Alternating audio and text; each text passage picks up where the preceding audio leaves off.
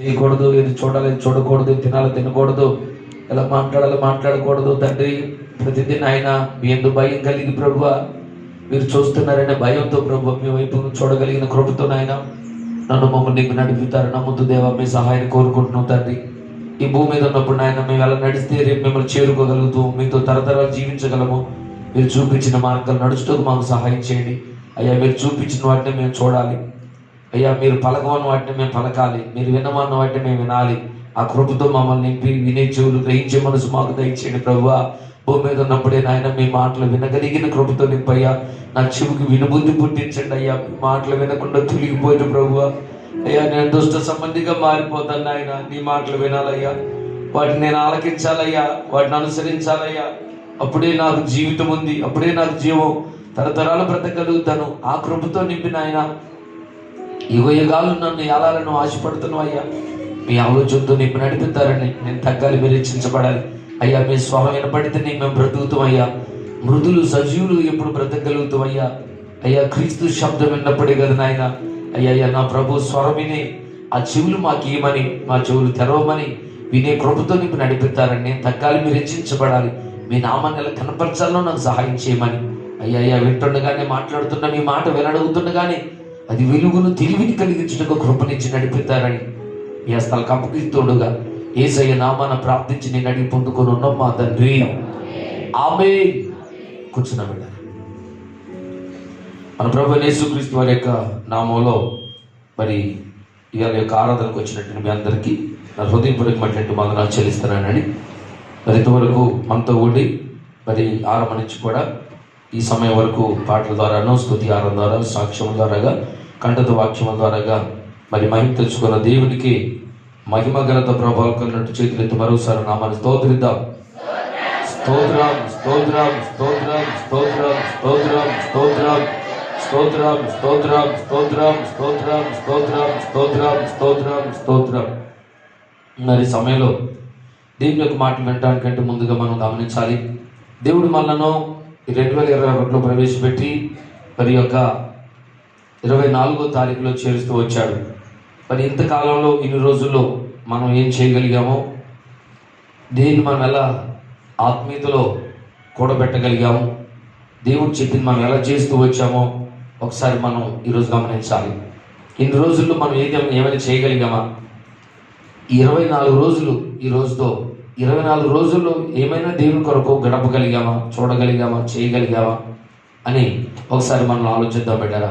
ఎందుకు ఈ సంవత్సరం దేవుడు మనకి ఇచ్చాడు అని అంటే, దీన్ని మనం వ్యర్థంగా గడపమని కాదు, ఏదో మన పని బాటలకే ఈ సమయం అంతా ఖర్చు పెట్టమని కాదు.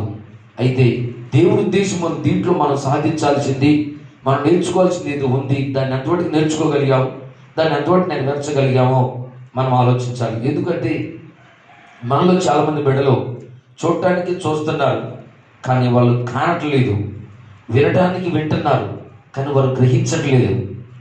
వాళ్ళ కళ్ళతో చూడలేకపోతున్నారు, చెవులతో సరిగ్గా వినలేకపోతున్నారు, హృదయంతో సరిగ్గా అర్థం చేసుకోలేకపోతున్నారు.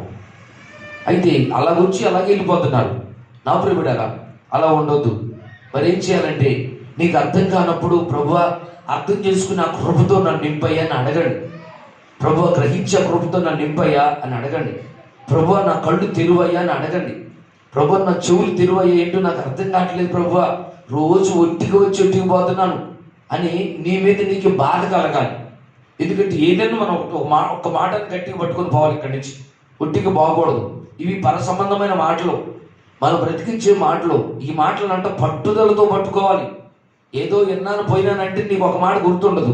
పట్టుదలతో పట్టుకోమని చెప్తుంది వాక్యం కూడా. ఈ నా మాటలో నీ హృదయంతో పట్టుదలతో పట్టుకొని అంటున్నాడు. అంటే పట్టుదల ఉండాలి. నేను ఈ మాట గుర్తుపెట్టుకుంటేనే నువ్వు బ్రతుకుతావు. బ్రతకటం అంటే ఇక్కడ బ్రతకటం కాదు, దేవుని రాజ్యంలో తరతరాలు జీవించాలని అంటే ఇక్కడ ఉన్నప్పుడు ఆ మాట గట్టిగా పట్టుకోవాలి. మరి గత నడిదేనా గత రాత్రికాల సమయంలో ప్రభు మరి దర్శించిన వాక్యాన్ని మనం ఒకసారి గమనిద్దాం. ప్రభు నా హృదయాన్ని ప్రేరేపిస్తున్న ఆ విషయమై. చూడండి, లోకంలో మరి ఎవరైనా వాక్యం చెబుతున్నప్పుడు ఆ ఎన్ని పద్ధతుల్లో వాక్యం బోధించబడుతుంటుంది అని ఇంచుమించుగా గమనిస్తే చూడండి, వాక్యం చెప్పి సేవకులు కానీ నిలబడుతున్న ఎవరైనా ఒకటి చెప్తే ఏదైనా ఒక అంశ ప్రసంగం చెబుతారు. అంశం అంటే ఒకే టాపిక్ మీద మరి నీతి గురించి అనుకోండి, అది అంశ ప్రసంగం అంటారు. ఒకే టాపిక్ మేము మాట్లాడుతున్నప్పుడు, ఒకదాని గురించి చెప్తున్నప్పుడు అది అంశ ప్రసంగం. మీరు గుర్తుపెట్టుకోవాలి. అట్లా ఇవాళ నీతి గురించి చెప్తున్నారు, ఈరోజు ప్రేమ గురించి చెప్తున్నారు, ఈరోజు యథార్థత గురించి చెప్తున్నారు. ఈరోజు యథార్థతలో 3 విషయాలు నేర్పించారు. మరి పోయిన వారంలో, అంతకుముందు వారంలో మరి ఆ మౌని ఇంట్లో ప్రార్థన పెట్టినప్పుడు మరి యథార్థత విషయంలో 3 కోణాల్లో మాట్లాడాడు దేవుడు. అట్లా మనం దాన్ని గుర్తుపెట్టుకోవాలి. అది ఒకే దాని మీద మాట్లాడుతున్నప్పుడు ఒకే టాపిక్ లేదా దాంట్లో కొన్ని పాయింట్ వారిగా, అనగా ఒక్కొక్క అంశంగా నెంబర్ 1, నెంబర్ 2, నెంబర్ 3, నెంబర్ 4 అట్లా నెంబర్ 7 వరకు 12 వరకు అట్లా అది పాయింట్ వాజ్గా మాట్లాడుతున్నట్లుగా దాన్ని మనం గుర్తుపెట్టుకోవాలి. తర్వాత కొన్ని ప్రసంగాలు ఎట్లా ఉంటాయి అంటే జనరల్ మెసేజ్. జనరల్ అంటే దాని గురించి ఏదేది ఇంపార్టెంట్ విషయాలో అది కొంచెం దాని గురించి చెప్తారు. అట్లా దాన్ని ఏమంటారు అని అంటే అది జనరల్ మెసేజ్ అంటారు. ఈరోజు ప్రసంగం ఏంటిదో ఈరోజు నేనేం చెప్తానో మీకు ముందే చెప్తుంటాను. నేను ఈరోజు దేవుడు నాకు పలానా దాని గురించి బయలుపరిచాడు, పలానా టాపిక్ మీద ఒక విషయం మాట్లాడదాం అని అంటాను. అర్థమవుతుందా? అట్లా మరి అన్ని పద్ధతుల్లో వాక్యం అనేది మన దగ్గరకు వస్తుంటుంటుంది. లేదా ఒక స్టోరీ, ఏదైనా ఒక వ్యక్తి గురించి ఒక స్టోరీ మాట్లాడతారు అంటే ఆ వ్యక్తి చరిత్ర గురించి మాట్లాడతారు. చరిత్ర దావీదు గురించి మాట్లాడుతున్నాడు, దావీదు జీవితంలో మంచి గుణాలు ఏంటి అని మాట్లాడతాం. లేదా అబ్రహాము జీవితంలో అబ్రహాము క్రియలు ఏంటి, ఆ రోజు అబ్రహాం గురించి మాట్లాడిన మనం. లేదు ఇంకేది ఎవరి గురించి, ఏదైనా కథ, ఏదైనా స్టోరీ, ఏదైనా జరిగిన విషయం, చరిత్ర, అట్లా ఆ విషయాన్ని మనం ఆ పద్ధతిలో గుర్తుపెట్టుకోవాలి. కాబట్టి మరి అట్లా మనం ఆ మాట గుర్తుపెట్టుకుంటే మనకి ఏం చెప్తున్నారో మనకు అర్థమవుతుంది, మనం ఏమింటున్నో తెలుస్తుంది. ఈ రోజు విషయం ఏంటంటే గత రాత్రి బయలుపరచబడినట్లుగా సాక్షాత్ యేసుప్రభువు వారు భూలోకానికి దిగొచ్చి మరి ఈ లోకంలో విశాల మార్గం గురించి, ఇరుకు మార్గం గురించి ఆయన మరి స్పష్టంగా తెలియజేశారు. చెప్పండి, ఏం చెప్పారంట? ఇరుకు మార్గం గురించి, విశాల మార్గం గురించి. ఈ రెండింటి గురించి ఇప్పుడు నా హృదయం ప్రేరేపించబడుతుంది. ఈ 2 విషయాల మీదే మరి మాట్లాడాలని ప్రభు నా హృదయం ప్రేరేపిస్తున్నాడు. మీరు గుర్తుపెట్టుకోవాలి. ఇప్పుడు దీన్ని ఏ ప్రసంగం అనొచ్చు? చెప్పాగా నేను, దీన్ని ఏమనొచ్చు? అంశ ప్రసంగమా? చెప్పాలి. ఏమనొచ్చు? దీన్ని చదువుకుని పిల్లలు చెప్పొచ్చు, పెద్దగా చెప్పండి. చదువుకుని చెప్పొచ్చు, ఓకే. చెప్పాలి. ఏంటంటే అంశ ప్రసంగం. ఈ అంశం ఏంటంటే అంశం అంటే టాపిక్ అంటే దేని గురించి అంటే ఇరుకు మార్గం గురించి, విశాల మార్గం గురించి. చెప్పాలి. దేని గురించి అంట?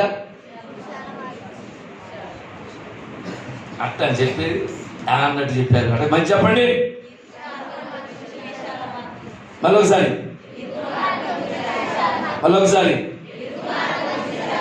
మళ్ళొకసారి ఇరుకు మార్గము, విశాల మార్గం. ఓకే, మనం ఏ మార్గం నడుతున్నాం? రాత్రి కొన్ని విషయాలు మనం గమనించాం. ఎందుకు ఏ మార్గం నడుతున్నాం చూసుకోవాలి మనం అని అంటే, చూడండి, ఈ సంగతి మనకు తెలియదు. ఏ సంగతి తెలియదు? ప్రజలందరూ కూడా దారి తప్పి సాతాను ఏం చేశాడు? మనందరూ దారి తప్పించాడు. దారి తప్పించి నడవాల్సిన దానికి పోనీయకుండా నడవకుండా మార్గంలో నడిపిస్తున్నాడు. అనగా నరకానికి పోయే వైపుకి తిప్పాడు. అందరినీ గుడ్డోలను చేసి కళ్ళు కనపడకుండా చేసి ఎటు తిప్పిండయి అంటే ఎటు తిప్పిండంట? నరకానికి పోయే దారిలోకి తిప్పిండు. అందరూ టప పడిపోతున్నారు, నరకంలోకి పడిపోతున్నారు.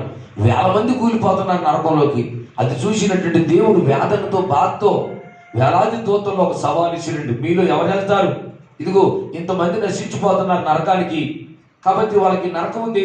ఈ మార్గం నడిస్తే ఇది జీవానికి బాధ్యత అంటే నిరంతరం మరలా చచ్చిపోయిన తర్వాత కూడా జీవిస్తాం.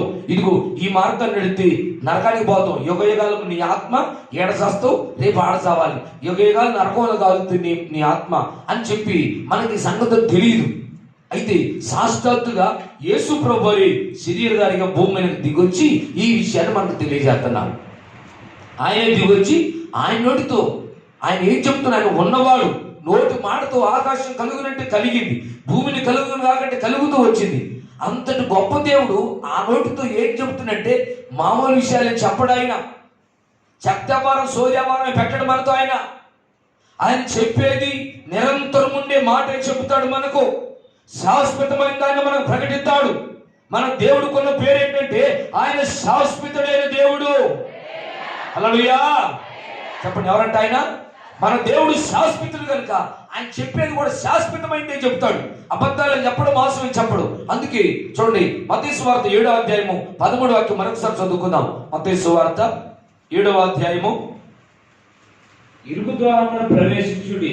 అందరూ దీన్ని చూడండి. మత్తయి సువార్త 7వ అధ్యాయము 13వ వచనం చదువుకుంటాం. ఇరుకు ద్వారమున ప్రవేశించుడి. ఇరుకు ద్వారమున ప్రవేశించుడి. నాశనమునకు పోవు ద్వారము. నాశనమునకు పోవు ద్వారము వెడల్పును ఆ దారి విశాలమునై ఉన్నది. ఆ దారి విశాలమునై ఉన్నది. దాని ద్వారా ప్రవేశించువారు అనేకులు. జీవమునకు పోవు ద్వారము. జీవానికి పోయే ద్వారము ఇరుకును. ఆ దారి సంకుచితమునై ఉన్నది. దాన్ని కనుగొని వారు కొందరే. చాలన్నాడు. ఈ మాటలు గమనిస్తే బిడ్డారా, ఇదే విషయాన్ని మత్తయి లూకాసు వార్త 13వ అధ్యాయం కూడా మనం చదువుతాం. అయితే గమనించాలి, ఇక్కడ యేసు ప్రభు వారు ఆయన భూలోకానికి దిగొచ్చి చూడండి, సాష్టాత్తుగా ఆయనే వచ్చి మనకి సత్యం చెప్తున్నారు. ఏ సత్యమై అంటే మనకి ఉపదేశాన్ని బోధిస్తున్నారు. ఇది ఒక ఉన్నతమైన ఉపదేశం. మనము తరతరాలు బ్రతకాలంటే ఖచ్చితంగా ఈ మాటను గుర్తుపెట్టుకొని మనం దీన్ని చెయ్యాలి. నువ్వు చనిపోయిన తర్వాత కూడా బ్రతకాలని ఆశ నీకుంటే, యుగయుగాలు జీవించాలని ఆశ నీకున్నట్లయితే ఖచ్చితంగా ఈ మాట మనం గుర్తుపెట్టుకొని మనం అనుసరించగలిగితే తప్పకుండా జీవిస్తాం ప్రియబిడ్డరా. కాబట్టి ఇక్కడ మనం గమనిస్తే ఆయన ఏం చెప్తున్నారా అంటే, మరి విశాలమైనటువంటి మార్గం ఉన్నది, ఇరుకు మార్గం ఉన్నది. మనం ఎందులో నడవమంటుందంటే విశాలమైన దాంట్లో నడవమంటలేదు ఆయన, ఇరుకు దాంట్లోనే నడవమని చెప్తున్నాడు మనకు. గమనిద్దాం. అయితే విశాలమైన దారి అంటే ఏంటి? దాంట్లో నడిచేవారు ఎవరంటే కొన్ని విషయాలు గత రాత్రి ప్రభు నేర్పించాడు మనకు విన్నాం. అయినా మరొకసారి మళ్ళీ జ్ఞాపకం తెచ్చుకుందాం. విశాలమైనటువంటి మార్గము అంటే దీని గురించినటువంటి ఉద్దేశం, దేవుని సంకల్పం ఏంటంటే ప్రియబిడ్డారా, ఇందులో విశాలమైన దాంట్లో మరణం ఉన్నది, విశాలమైన దాంట్లో నరకం ఉన్నది. విశాలతలో నడిస్తే అది శాపం, విశాలమైన మార్గాలు నడిస్తే అది మనకు నాశనాన్ని తెచ్చిపెట్టుద్ది. విశాలత అంటే ఏదో పెద్ద 4 రోడ్లు హైవే లాంటిది కాదు, 4 వే లాంటిది కాదు. ఇది విశాల మార్గము అని చెప్పని అనగానే ఆత్మీయంగా విశాలత అంటే రాత్రి ప్రభు నేర్పించాడు స్వేచ్ఛ. చెప్పండి ఏంటంట? స్వేచ్ఛగా ఉండాలి. విశాలత అంటే హ్యాపీగా ఉండాలి. విశాలత అంటే ఫ్రీడమ్. అసలు మా ఇంటికి పోతే నాకు నరకం చూపిస్తున్నారు మా వాళ్ళు. కాలేజీకి వెళ్ళిపోయి హాయిగా హాస్టల్లో ఉంటే నాకు ఫ్రీగా ఉంది, హాస్టల్లో ఉంటేనే ఫ్రీగా ఉంది. ఎందుకంటే ఆడ అడ్డం ఏముండదు, అడ్డాలు ఏముండవు కదా, అక్కడ అడ్డం చెప్పులు లేరు కదా. ఎడిపోతే మనం చెట్టు ఎక్కించులు ఉంటారు. రూమ్మేట్స్ అంటే ఏం చేస్తారు? కాలేజీ రూమ్ తీసుకున్నారు, రూమ్లో ఏం చెప్తారు నీకు? తప్పుడు దారి బాగుందని చెప్పండి, అబ్బా హ్యాపీ. ఈ రోజుల్లో విశాలమైన దారి అంటే ఫ్రీడమ్ కోరుకుంటారు పిల్లలు, స్వేచ్ఛను కోరుకుంటారు పిల్లలు. స్వేచ్ఛ అంటే విశాలత, స్వేచ్ఛగా ఉండాలని. కొంతమంది కూతురులు పెళ్లి చేసి వెంటనే స్వేచ్ఛను కోరుకుంటారు. అల్లుడు బిడ్డ ఊటికి పంపిస్తే బాగుంటుంది, నల్లుడు ఊటికి పోయి రావాలి. అల్లుడు బిడ్డ పెళ్లి కాగానే ఏరే బతకాలంట, ఏరు ఉండాలంట. అప్పుడు మా అమ్మాయి ఫ్రీగా ఉంటుంది, పని ఏమి ఉండదు. మా అమ్మాయికి హ్యాపీగా ఉండాలి. నా బిడ్డకి లోటు పడకూడదు. మేన బాగా గమనించాలి. పెళ్ళైన కొత్తలోనే పెళ్లి కాగానే అత్త మీద సంసారం ఉండకూడదు, మరుదుల మీద సంసారం ఉండకూడదు, బావుల మీద సంసారం ఉండకూడదు. ఫ్రీగా ఉండాలి మా అమ్మాయికి. బిడ్డలారా, విశాలతను కోరుకుంటున్నారు. దాంట్లో ఎంత ప్రమాదం ఉందో గుర్తుపడితే ఎప్పటికీ కోరుకో ఆ మాటలు, ఆ మాట ఆశించు, ఆ పద్ధతి నచ్చదు. విశాలత అనేది దాంట్లో ప్రమాదం ఉంది, విశాలతలో నష్టం ఉంది, విశాలతలో ప్రమాదం ఉంది. నా ప్రియబిడ్డలారా, అందుకే ఏదేలో ఉన్నప్పుడు దేవుడు ఏం చెప్పాడంటే, బాబు ఈ తోటలో ఉన్న ఫలాలన్నీ నీ ఇష్టం, నీకు నచ్చింది విను, కానీ ఒకటి మాత్రం తినొద్దు, మిగతా మొత్తం నేను చెప్పాడు. బిడ్డలారా, మనం గమనించాలి. ఈ ఫ్రీడమ్ లేకపోతే స్వేచ్ఛగా ఉండే జీవితంలో ఏముంటుంది? స్వేచ్ఛగా ఉండటం దేవుని చిత్తం కాదు, కలిసి ఐక్యంగా ఉండటమే దేవుని చిత్తం. హల్లెలూయా. మీరు అంటే విడిగా ఉండాలని కోరుకుంటారు, మీరు కూడా ఇంకా విడిగా ఉండాలని కోరుకుంటారు. అంటే విడిగా ఉండటంలో హ్యాపీగా ఉండటంలో ఏముందంటే ప్రమాదం ఉంది, నష్టం ఉన్నది. ఈ నష్టం పిల్లలు గుర్తుపట్టరు, పెద్దలు గుర్తుపట్టట్లేదు, తల్లిదండ్రులు గుర్తుపట్టట్లేదు, బంధువులు గుర్తుపట్టట్లేదు, ఎవరికి విషయం తెలియట్లేదు. ప్రియబిడ్డారా, పూర్వ దినాల్లో ఒక కుటుంబం గురించి మనం ఆలోచన చేస్తే చూడండి, కొడుకు పెళ్లి చేస్తే ఆయనకి 2-3 పిల్లలు అయినా కూడా అందరు కలిసి ఉమ్మడి కుటుంబంగా ఉండేవాళ్ళు. 2-3 పిల్లలైనా కూడా ఇంకా ఉమ్మడి కుటుంబంగానే ఉంటూ వచ్చేవాళ్ళు. దాంట్లో ఉన్న బలం చూడండి ఒకసారి. ఇప్పుడు ఆలోచించారు మీరు? ఎంతసేపు అమ్మమ్మ నా బిడ్డ అడిగి పోతే వాళ్ళు మొత్తాన్ని చేసి పెట్టాల్సి వస్తుందేమో, ఇది ఆలోచిస్తారే కానీ బాగానే. ముందు సూపులు పోయి చూసినప్పుడు ఏమడుగుతున్నాడు? ఎంతమంది అండి మీ పిల్లలు? 2-3? మాకు ఒక్కడేనండి. అమ్మాయి పోతే దేవుని స్తోత్రం, ఒక్కడేనండి మాకు అబ్బాయి. ఒక్కడి వీడికి ఇక అయినోళ్ళు పోయినోళ్ళు వీడికి మంచి చెప్పి ఏముండరు వీడికి. ఇక వాడు తీసుకుందే గేట, వాడు నడిచిందే దారి, వాడికి చెప్పోళ్ళు ఎవరు లేరు అంటనే వద్దు. ఒక్కడైతే కుశాలని పెద్ద, ఎందుకంటే ఇక మా అమ్మాయికి ఇబ్బంది లేదు, ఆ ఇంట్లో హ్యాపీగా ఉంటుంది అనుకుంటారు. అక్కడే ప్రమాదం ఉంది, అది తెలుసుకో. మనం దాన్ని ఆలోచించం. మన అమ్మాయి హ్యాపీ చూస్తున్నాం, కానీ అక్కడ ఉన్న ప్రమాదాన్ని గుర్తుపట్టం మనం. ఏంటో ప్రమాదం అని చెప్పనంటే, ఏంటో నష్టం అంటే ఎన్నో పద్ధతులు ఉంటుంది నష్టం. ఇప్పుడు ఒక పద్ధతిలో చెప్పడానికి వీల్లేదు, ఒక పద్ధతిలో వద్దడానికి వీల్లేదు, రకరకాల పద్ధతుల్లో పొంచి ఉంది సమస్య అనేది. నా ప్రియబిడ్డలారా, మరి ఎవరు ఆ ఇంట్లో భయం అనేది ఉంటే, మరి బావలో మరుదులో లేదా ఇంటికాలలో ఇంకా 1-2-3 ఉన్నట్లయితే, మరి ఆ డ్యూటీకి వెళ్తారు, ఎవరి పని వాళ్ళు వెళ్ళినప్పుడు, ఎవరైనా ఒంటరిగా మరి మీ అమ్మాయి ఒక్కతే ఇంట్లో ఉంటుంది, ఎవరు వస్తారు, 2 దొంగలు వస్తారు, పిల్ల కొట్టి ఉన్నాయి, దోచుకొని పోతారు. ఏం చేస్తావు అప్పుడు స్వేచ్ఛ ఎడిపోద్ది. ఎవరి దగ్గర ఉన్నాయివా, ఎవరు కలిసి ఉన్నాయివా, కలిసి సంసారం చేయనివా? కొంతకాలం కలిసి చేయటంలో ఆనందం ఉంది. ఎందుకనంటే వాక్యం రాయబడింది బిడ్డారా, మనము స్వేచ్ఛగా ఉండటం దేవుడు కోరుకోలేదు. ఏం కోరుకున్నాడు దేవుడు? సహోదరులు ఐక్యత కలిగి నివసించడం ఎంత మేలు, ఎంత మనోహరం.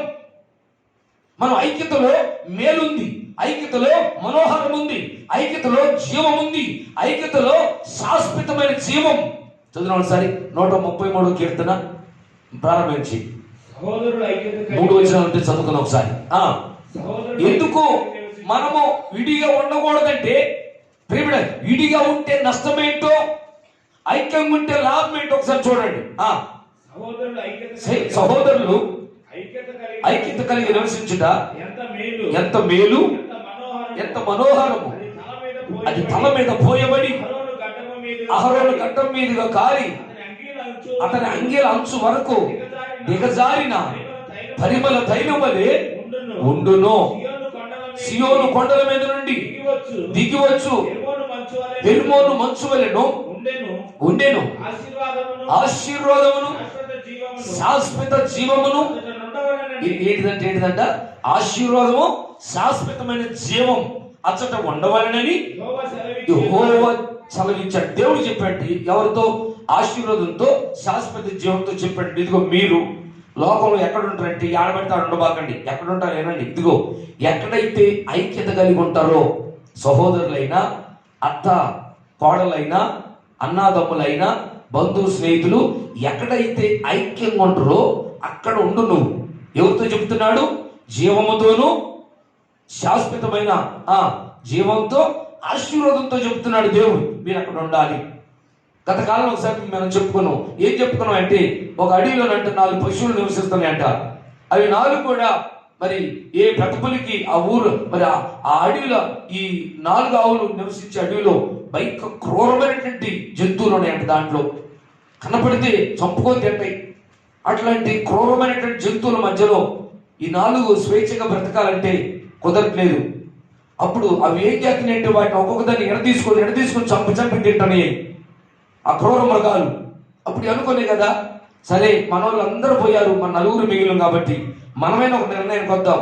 ఏంటంటే, ఇప్పుడు దాకా మనం ఎవరు మటుకు వాళ్ళు పారిపోవటం వల్ల, ఎవరి దారికి వాళ్ళు పోవటం వల్ల మనం స్థిరపడలేకపోయినాం. అందరూ చంపుకొని తింటున్నాయి ఈ పులులు. కాబట్టి మనం ఏం చేద్దామంటే, అట్లా కాదు, మన 4 మనం ఐక్యత ఉందాం. ఐక్యత కంటే మేతున్నా కానీ మేత వెయిటని పోయి మనం ఏం చేద్దాం? నువ్వు తూర్పు వైపు చూస్తూ మెయ్యి, నువ్వు పడమర వైపు చూస్తూ మెయ్యి, నువ్వు ఉత్తరం వైపు చూస్తూ మెయ్యి, నువ్వు దక్షిణ వైపు చూస్తూ మేత తిను. తిన్నాక అలా తిందాం. ఎందుకంటే ఇటు నుంచి తూర్పు నుంచి ఏదైనా మృగం వస్తున్నట్లయితే నువ్వు వెంటనే క్యాగి నువ్వు బుసలు కొడితే అంటే మేము కూడా రెడీ అవుతాం, నలుగురు వాడి మీద పడదాం. ఇట్లా ఈ 4 చెప్పుకొని మనం పడుకునేప్పుడు కూడా నలుగురు 4 వైపులు తలలు పెట్టి పడుకుందాం. పడుకునేటప్పుడు కూడా నువ్వు ఇటు నేను ఇటు.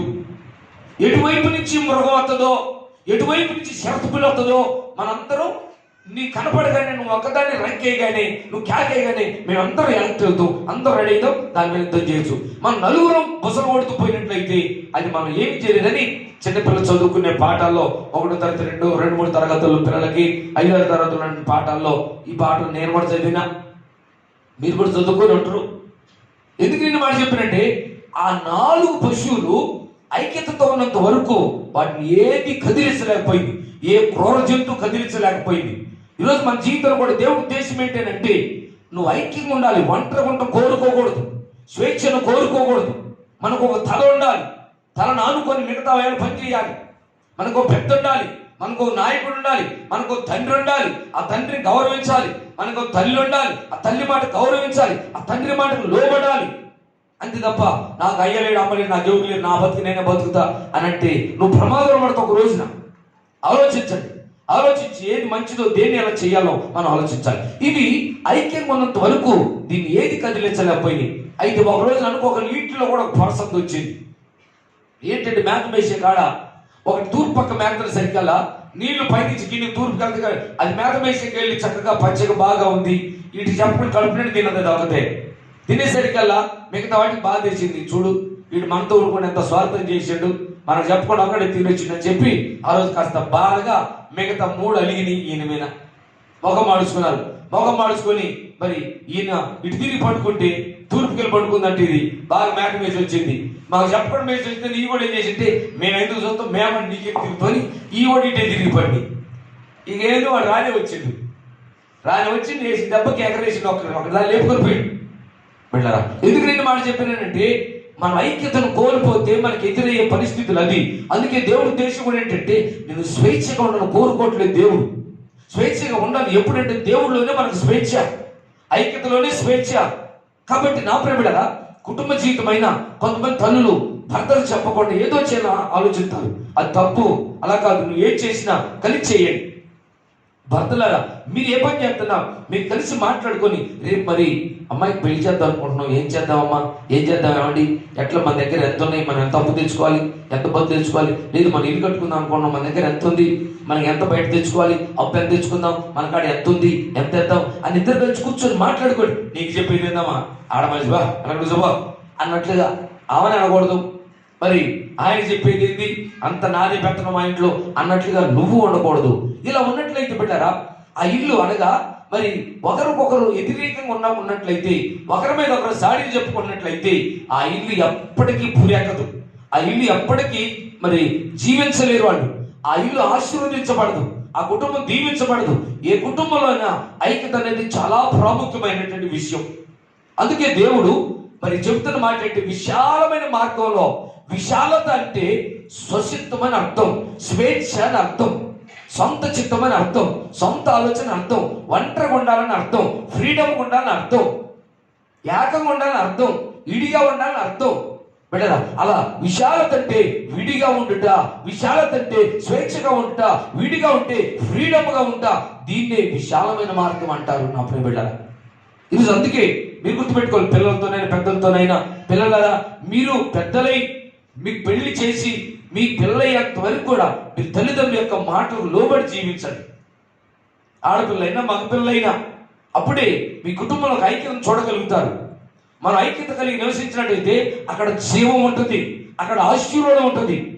అక్కడ దేవుడు చెప్పాడు ఆశీర్వాదమా నువ్వు పలానా కాడుండు. ఎక్కడ ఏ ఇంట్లో ఐక్యత ఉంటుందో అక్కడ ఉండు. అక్కడ ఉంటే ఏమైంది, ఐక్యత వల్ల ఒంటరితనం వల్ల నువ్వు సిగిరించలేవు. గత రాత్రి ప్రభు నేర్పించాడు. అంటే మనం దేవుని చిత్తానుసారంగా మనం ముందడుగు వేసినట్టయితే నయం ఏం చేసిందంటే దేవుని చిత్తానుసారంగా మరి మోయాబు దేశానికి వెళ్ళలేదు, ఆమె ఇష్టానుసారంగా వెళ్ళింది.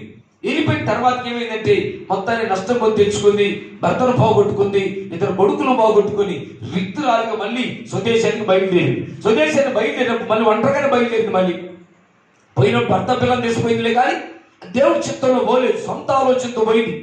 ఫ్రీడమ్గా దేవుని యొక్క సహవాసాన్ని ఆనుకొని ఉండాలి. నువ్వు ఎక్కడికి వెళ్ళిపోయినా సహవాసం ఉండాలి.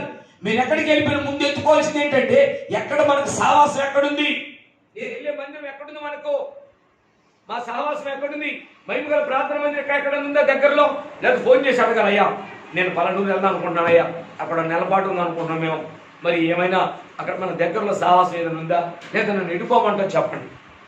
నేను ఎక్కడికి వెళ్ళాలి, ఎక్కడికి వెళ్తే నేను క్షేమం ఉండగలుగుతామా, నువ్వు పలానా చోటకి వెళ్ళు, పలానా కాడికి పర్వాలేదు, పలానా కాడ బాగుంటుంది, లేదు ఇక మన సహవాసం దగ్గరలో ఒక 5 కిలోమీటర్ దూరంలో అక్కడ మన సహవాసం వెళ్ళండి అని చెప్పి ఎటు వెళ్తున్నా దేవుని పిల్లలు ఐక్యతో వెళ్ళేవారు మన సహవాసం చూసుకొని, అనగా మనకు లోకం కంటే సహవాసం ప్రాముఖ్యం. చెప్పండి ఏంటంట, లోకం కంటే దేవుడితో ఉన్న సహవాసం, ఆత్మీయులతో ఉన్న సహవాసం మనకు ప్రాముఖ్యం. ఎందుకంటే మనం ఎక్కడికి వెళ్ళిపోయిన సహవాసం అనేది ఉన్నట్లయితే సహవాసంలో ఉన్న వ్యక్తి తొట్టిల్లడు. అందుకే మన సహవాసం అయితే తండ్రితో కుమారుతో కూడా ఉండాలి. వారు అపోస్తలుల బోధ యందును సహవాసం యందును రొట్టె విరుచుట యందును ప్రార్థన యందును ఎడతెగక ఉండిరి అని చదువుతున్నాం. అంటే నువ్వు ఎక్కడికి వెళ్ళిపోయినా సహవాసం అనేది ప్రాముఖ్యం. నువ్వు ఎక్కడికి వెళ్ళిపోయినా ఆదివారం సహవాసానికి వెళ్ళాలి. నువ్వు ఏ పని చేసినా నువ్వు శనివారం సహవాసానికి వెళ్ళాలి, శనివారం కనిపెట్టుకోవడానికి వెళ్ళాలి. నువ్వు ఎక్కడ ఏ పని చేస్తున్నా బుధవారం బైబిల్ స్టడీకి వెళ్ళాలి. ఇలా సహవాసం కలిగి ఉన్నట్లయితే మన జీవితంలో ఎప్పటికీ తొట్టుకెళ్ళో తుది వరకు నిలబడగలుగుతూ, సహవాసంలో ఒకరిని చూసి ఒకరు బలం పొందుతూ, ఒకరిని చూసి ఒకరు మండుతూ. చూడండి, సహవాసం అంటే మరి ఒక 2-3 పొలలో ఎండు పొలం పొయ్యిలో పెట్టిన మంట మండుతుంది. ఆ మండుతున్న పొలంతో పాటుగా ఇంకొక 4 పొలం పచ్చి పొలం పెట్టినా కానీ ఆ మంటకు అవి కూడా వేడైపోయి అవి కూడా మండుతాయి. అలాగే మనం సహవాసం నేర్చుకునే బలం ఏంటి, సహవాసానికి వచ్చేట్లో తెలుసుకునేది ఏంటంటే మంచి నేర్చుకోగలుగుతాం. ఒకరిని చూసి ఒకరు మంచి వాళ్ళని చూసి మంచి నేర్చుకోవాలి. పడిపోయారు చూసి నువ్వు పడిపోతూ ఆనట్టగా ఈయనట్టగా ఆయనట్టగా పడేవాళ్ళు చూడబాకండి. మీరు మీకంటే మంచిగా భక్తి చేసే వాళ్ళు చూడండి. భక్తి చేసే వాళ్ళతో మన సహవాసం కలిగి ఉండాలి. కాబట్టి బిడ్డరా, నువ్వు ఎక్కడికి వెళ్ళిపోయినా సహవాసం అనేది ప్రాముఖ్యం. నయోమి సహవాసంలో కలిగి రాలేదు, సహవాసాన్ని వదులుకొని వచ్చింది, సహవాసాన్ని చెప్పకుండా వచ్చింది, సహవాసాన్ని తెలియకుండా వచ్చింది. అందువల్ల భర్తను పోగొట్టుకుంది, కొడుకును పోగొట్టుకుంది, రిక్తురాలై బయలుదేరి వచ్చింది.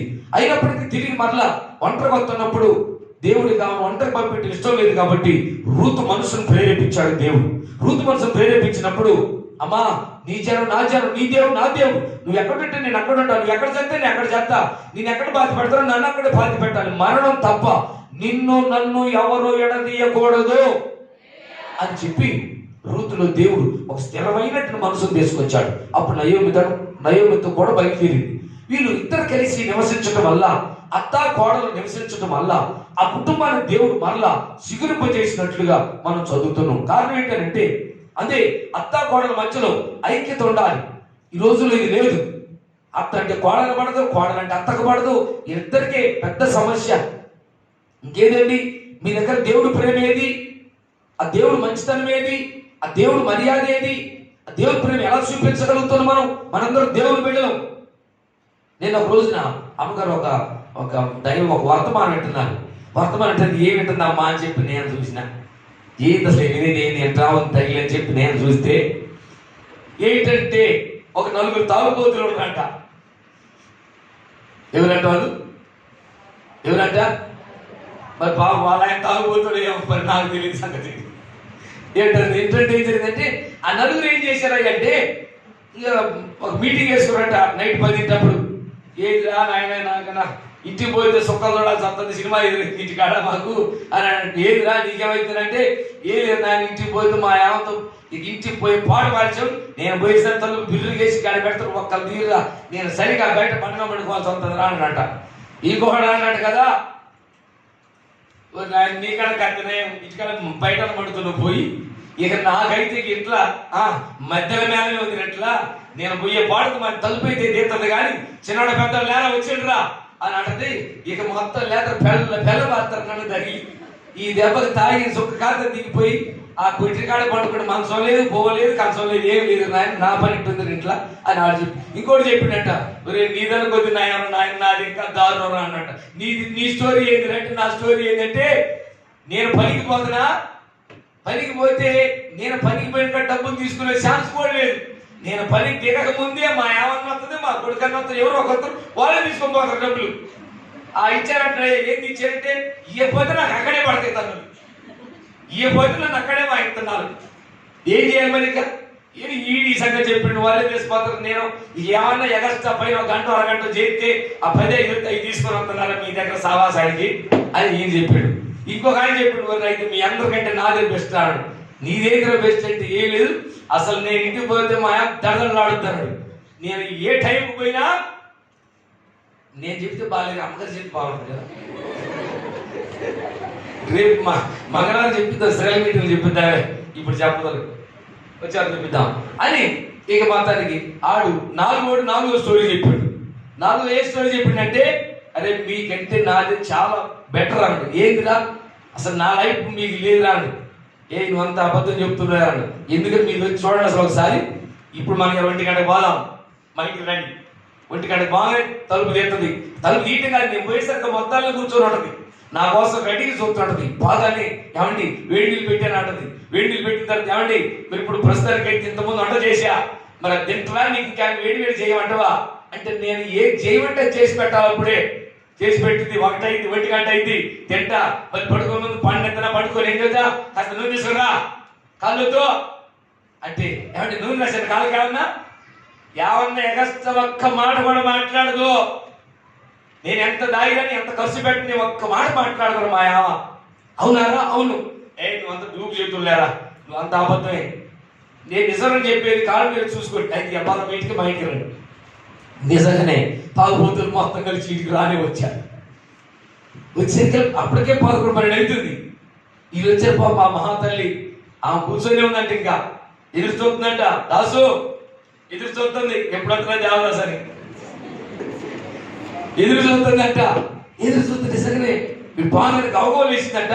అమ్మా ఏం చేస్తున్నట్టే, వాళ్ళు వచ్చారా రండి, ఏం నీళ్ళు పెట్టేనా, ఏం కాదు నీకు అని చెప్పారంటే, ఆ పెట్టి ఎన్ని నీళ్ళు పెట్టో, ఏం నీళ్ళు పెట్టిందంట. ఆ టైంకి మళ్ళీ ఏం చేసిండు, మరి ఏం చేసిందంట, ఏమంటే ఈరోజు పచ్చడి చేశారు. పచ్చడి లేదో, ఏం లేవా, కోడిగుడ్లు చీరగా మటన్ లేదా, ఫ్రిడ్జ్ లో ఉంది ఉంటాడు అంటే, ఏమండి నువ్వు స్నానం చేసి రెడీ చేసి పెడతారా? నా ఒక్కడి కాదు, ఎంత ఉంది ఫ్రిడ్జ్ లో, కేజీ ఉంది. ఆ కేజీ నా స్నేహితులు వచ్చారు, 4 వచ్చారు, ఆ 4 చేయిపో అని చెప్పంటే ఆయన నీళ్ళు పెట్టింది, తవ్వకపోయింది. వంట రెడీ చేసింది, వేడి పెట్టింది అక్కడ టేబుల్ మీద. 4 పెట్టింది, వాళ్ళు కూడా పెట్టారు. వాళ్ళు ఫుల్ దాగి వచ్చారు. ఒక్కొక్కడు ఏంది అట్ట తింటారు, మొత్తం ఇంటికి తీసుకొస్తారు, మహారాష్ట్ర పోటీ ఎంత అని సనగటమే కానీ కొనగటే కానీ ఏమీ లేదు. మొత్తానికి శుభ్రంగా పెట్టిందండి. అందరు తిన్నారు. ఇవాళ వాళ్ళు కూడా ఎండ పడుతున్నారు, వాళ్ళు కూడా మంచాలు రెడీ చేయి అంటే, 4 మంచాలు ఏడతామండి, ఉన్నది రెడీ చేయిపో అంటే 4 దుప్పట్లు రెడీ చేసింది, పక్క రెడీ చేసింది. అందరూ పండుకుంది రండి అని వాళ్ళకి చక్కగా పండు పెట్టింది. ఈయన మాట పెట్టింది, ఈయన కాయాల పరిచయం చేసింది. మళ్ళీ అక్కడితో 4 గంటలు వేసి పారం చేసుకుంది, సిప్పు తీసుకొని ఉడుకుతా ఉంది. వాళ్ళు అనుకోరాలి పొద్దున పంట తచ్చుతుంది కోటింగు, ఇప్పుడు లేదు అనుకోరాంటే మొత్తానికి. అయితే మన పొద్దున కూడా బాగుతుందా, ఉదయం కూడా ఏడే ఉందాం, ఉదయం టిఫిన్ చేసి కానీ అప్పుడు పోదాం ఇంటికి. అప్పుడు ఆ చూద్దాం చూశారంట. అప్పుడు చూసినా కూడా ఏమైందంటే, అప్పుడు కూడా మంచిగానే వాళ్ళు ఒక్కొక్కరు వేసి బయటకు వచ్చి చూస్తున్నారంట. మొత్తానికి ఏం జరిగిందంటే, వాళ్ళు అడుగుతున్నట్ట, అమ్మా ఏంది నువ్వు మీ ఆయన ఆ వర్షం మాతో పాటు దారి వస్తాడు, మా ఇంటికి పోతే వాళ్ళు ఈ వర్షం తిట్టులు కొట్టులే, మాకు 2 రోజులు లేనే లేదు. రాత్రి పోతే నాకు ఉండేది, రాత్రి మా అమ్మ కడుపు 2 అన్నం పెట్టి పడబెట్టి నువ్వు అమ్మగా, మా ఇంటికి పోతే మాత్రమే నాకు సినిమా కనపడుతుంది మా ఇంట్లో అని అంటారనట. అన్నయ్య ఎందుకు అంటున్నారంటే, అమ్మా మరి నీ మంచితనం కనపడుతుంది అని చెప్పి. మొత్తం జరిగిన విషయం ఏంటంటే, ఈమె కూడా ఎందుకు ప్రేమిస్తుంది అయ్యా ఇంత అంటే, అప్పుడు ఆమె చెప్పింది. ఏం చెప్పింది అంటే, అన్నయ్య అమ్మ నువ్వు ఎందుకు ఇట్లా ప్రేమిస్తున్నావు, మొదలచ్చిపోయిన వర్షం దాగి వస్తాడు, వాడు రాత్రి దాగి వచ్చి మళ్ళీ 1 గంట 2 దాకా కాళ్ళు తీసుకోవడం, అప్పుడు దాకా వచ్చినావు, మళ్ళీ ఎప్పుడు పడినావు, మళ్ళీ ఎప్పుడు లేచినావు, నువ్వు ఇంత షాకింగ్ చేస్తాను ఏందమ్మంటే, దీనికి అంత కారణం నేను చేయటం కాదన్నయ్య, నేను నమ్మినటువంటి దేవుడు నన్ను ఇలా చేయమని చెప్పాడు. హల్లెలూయా. ఏమని చెప్పిందంట, యేసయ్య శత్రువుని ప్రేమించమని చెప్పాడు. మరి నా భర్త తాగుతున్నాడు, నేను అసహించుకుంటే సుఖమే ఉంది, నరకానికి పోతాడు. అన్నయ్య ఏముందన్నయ్య, మరి ఇవాళ రేపే ఆయన ఉండేది నేనైతే నేను ఈ మంచి ఆ దేవుడి ప్రేమను నేనంటే చూపించడం వల్ల రేపు నా దేవుడి రాజ్యంలో నా దేవుడితో తరతరాలు నేను జీవిస్తా ఆయన దగ్గర నేను. ఇక మా ఆయన పరిస్థితి అలా కాదుగా, ఆమె అంటే బారు నరకానికి పోతుంది. ఎందుకంటే తాగుతుండగా ఇక తాగుబోతున్న మొత్తం నరకానికి పోయేది. మరి ఇక మరి నరకానికి పోయి నేనేం చేస్తా, కనీసం ఆఖరి దాకా మనం ప్రేమిద్దాం. ఆ దేవుడి దగ్గర మారితే మారి, లేకపోతే నరకానికి పోతుంది. నేను చేసేది ఉంది, నేను మాత్రమే దేవుడికి వెళ్ళిపోతా, నా దేవుడితో తరతరాలు జీవిస్తా నేను. కానీ మా ఆయన మాత్రం నరకానికి వెళ్ళిపోతాడు.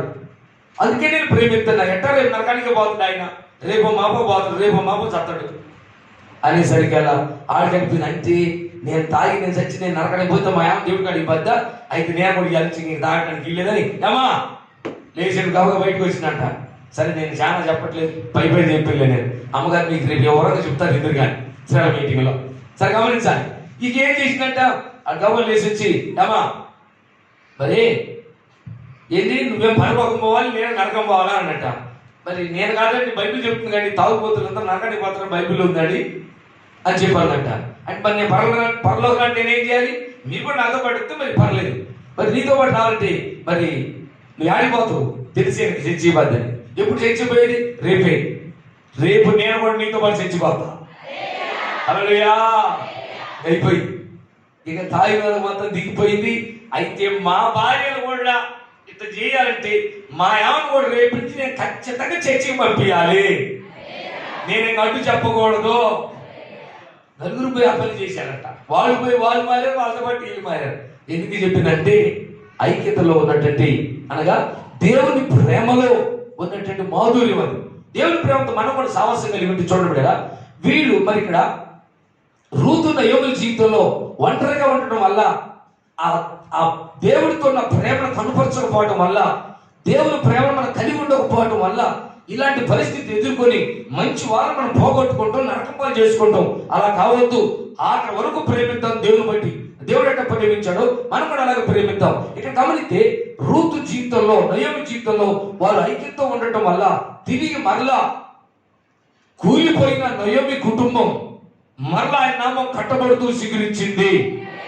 ఆడికి వెళ్ళిపోయిన తర్వాత రూతు బోయేసుని పెళ్లి చేశాక మరి రూతుకు మొట్టమొదటి ఫస్ట్ పుట్టిన కొడుకుని ఏం చేసిందంటే, అమ్మా నీకు పిల్లలు లేరు, భర్తను పోగొట్టుకున్నావు, నా గురించి మా ఊరు మా దేశానికి వచ్చి నీ పిల్లల్ని భర్తను పోగొట్టుకున్నావు, కాబట్టి ఇదిగో ఇతడు నాకు పుట్టిన కొడుకు, అయితే ఇతన్ని నీకు ఇస్తున్నాను, ఇతడు నీకు వారసుడిగా ఇస్తున్నాను. ఈ రోజు ఇతడు నా కొడుకు కాదు, ఇతడు నయోమికి కొడుకు.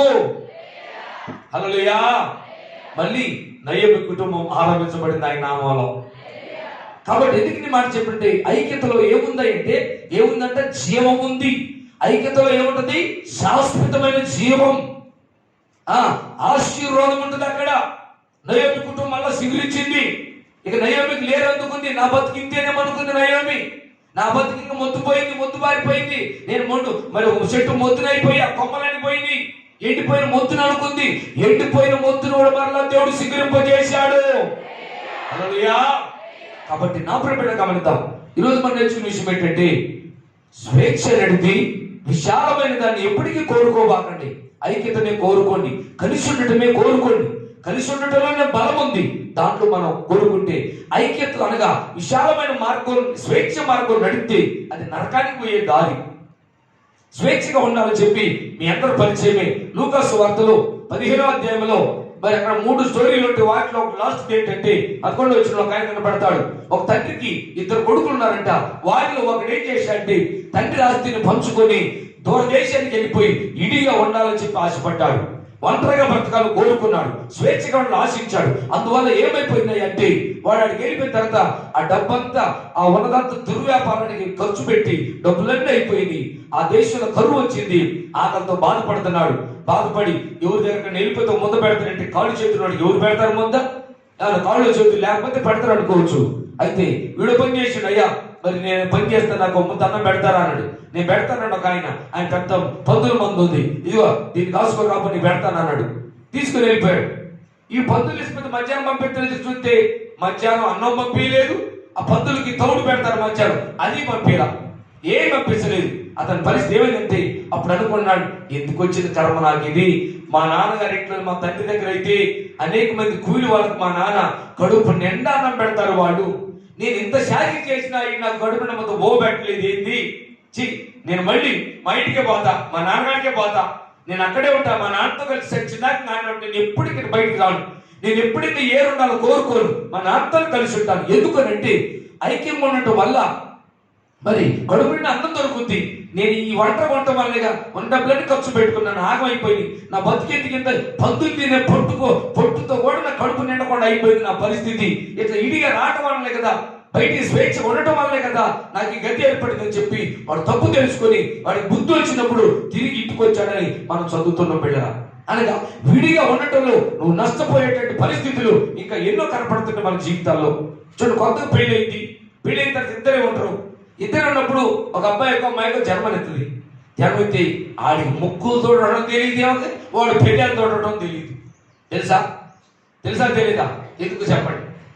కొత్తగా పెళ్ళి అయిందండి, పాలు ఎత్తుంది. పాలు ఎత్తంటే తల్లి పాలు ఎత్తున్నప్పుడు మరి ఆ పాలు తాగుతున్నప్పుడు వాడు ముక్కు నోరు మరి తల్లి రొమ్ముకు దగ్గర కానిచ్చి పాలు తాగిన అనుకో, వాడు ముక్కు రేపు ఏమైంది తెలుసా? చెప్పండి. ముక్కు ఎడిపోద్ది, పైకి లేక ముక్కు. ఎందుకని ముక్కు ఇంకో చేతమని తెలుసా?